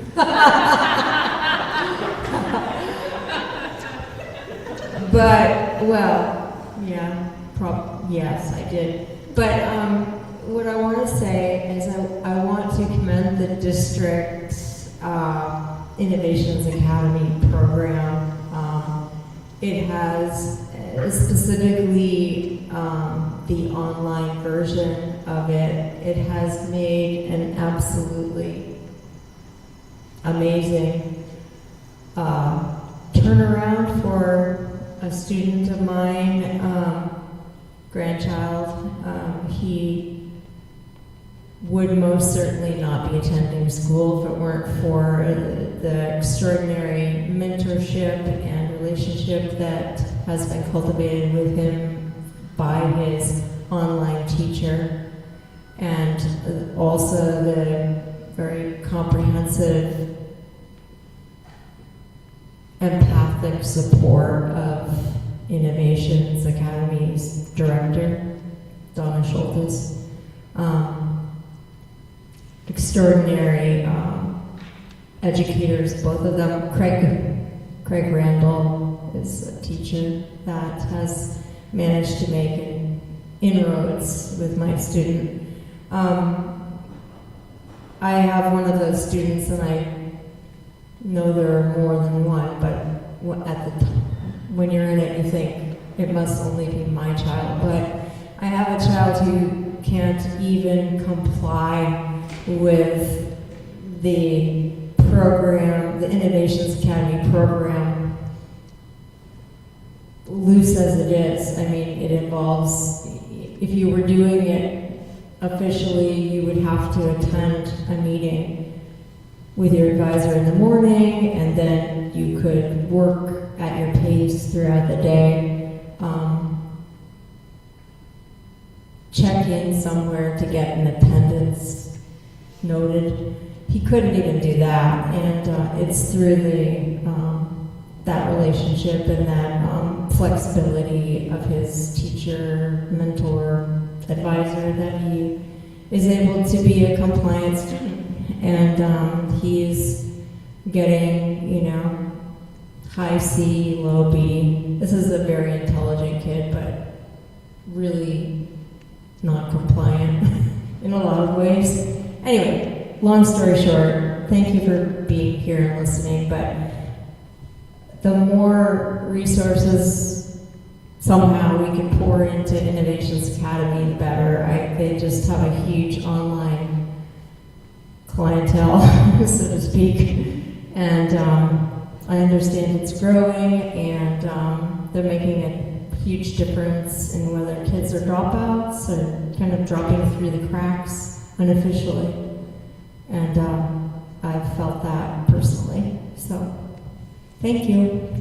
Thank you, Corinne, for sharing the story. Grandma Corinne, yes, to see your child, your family member thrive in a situation where he could be lost. So, thank you very much for sharing that. Principal Schultes, thank you for creating and managing and making that program thrive. I hate to be the wet blanket on this story. Oh, no talking. Just reminding the policy is not only complaints about accommodations of specific staff should be directed to the superintendent, not to the board. Thank you. Thank you. Rebecca. So what does that mean exactly? I can't mention anybody. Okay, no. People. Okay. Just about my kids. Okay. Well, this is general. I'm not going to mention any names. Hopefully I'm not going to break any rules. My kids will graduate high school this June, and I want you to know why and how that was made possible. Since COVID, my twins have struggled. They returned in person in the 8th grade, and that was the last year that they really did okay with attendance and grades. From 9th grade on, they began to struggle, and from then on to the beginning of their junior year, grades fell, attendance was sporadic, and their mental health suffered. I did my best, but as my husband and I worked full-time, it was difficult to keep on top of what they were needing or missing, and they didn't often let us know until it was too late to help them. Literally, in the 3.5 years that they attended in person at the Dallas High School, I think I received maybe one email of concern from their in-person teachers. Turnaround, or the TAT at the end of the day was kind of a crapshoot, and often my daughter specifically would ask instructors for help, but that help never seemed to come. I ultimately signed them up for the Innovation Virtual Academy, and the one teacher who cared, bugged, and annoyed them connected with me and regularly, and ultimately figured out what they needed to do to graduate with a teacher that doesn't even live in the Dalles. Did we care that this teacher was local? Would that have made a difference? Absolutely not. In fact, if those teachers are required to come in person, we will be losing qualified faculty that is desperately needed for kids like my twins. This teacher cared about their whole person and all the things they were going through, and not just academically. This teacher cared, and it showed, and it made all the difference for them. Both of my twins are completely finished with their credits and are ready to walk on graduation day. I cannot tell you how done I am with high school. This is my 4th and 5th child. I honestly wasn't sure they would make it. Thanks to Innovations Virtual Academy and those instructors, they did. Thank you, Innovations Virtual Academy. Please, let's not lose these amazing teachers who teach online school from afar. Thank you very much. I appreciate your patience to get to that point, to be able to share that with us. Thank you very much. Chair, I'll make a quick comment. Just the one thing I would encourage the board to do is, I think we all got the email on the graduation date for innovations. While both of our graduation ceremonies are amazing, I've been fortunate that I've gone to all of the graduations for innovations, and to see the family, much like we here tonight, and just getting the support that those students need to ultimately arrive at the goal of graduation is very awesome, because without that, they likely would not have made it to that point. So if you have the ability within your schedule, I would highly, highly recommend to join the graduates of innovations in May. Thank you very much. It does. Okay. Moving on to item 13, this is information only, board calendar, moving on from that. Summer, Siobhan, in the summer, so this is, you don't have an agenda necessarily, but clearly in May, we're doing the budget, right? And then in June, the budget will be done, and then we're going to do some work sessions this summer. We're going to work on policy and how to implement it and change it. And then the OSBA summer conference will be a one-day either in Redmond or in Eugene. And so attend that with hopefully some of us, right? Yeah. And then we'll also have a board retreat and a work session sometime in July. It should be a full day. Yeah. Okay, any member reports? I am on the CGESD budget committee. I have not heard from them, so we'll look forward to that outreach. Director Pauline? Yeah, I was unable to attend the last community outreach team. I don't know, were you able to? No, okay. Therefore, I have another report. Director Aparicio, anything you want to share? Yes, so on the scholarship committee, scholarship night is next Tuesday, so we'll be there in attendance and help with the handing out of scholarships to our graduating class at GHS. So excited for that. Similar to what you mentioned, Shirley, CGESD budget committee is coming up. So we should be getting that information soon for that meeting.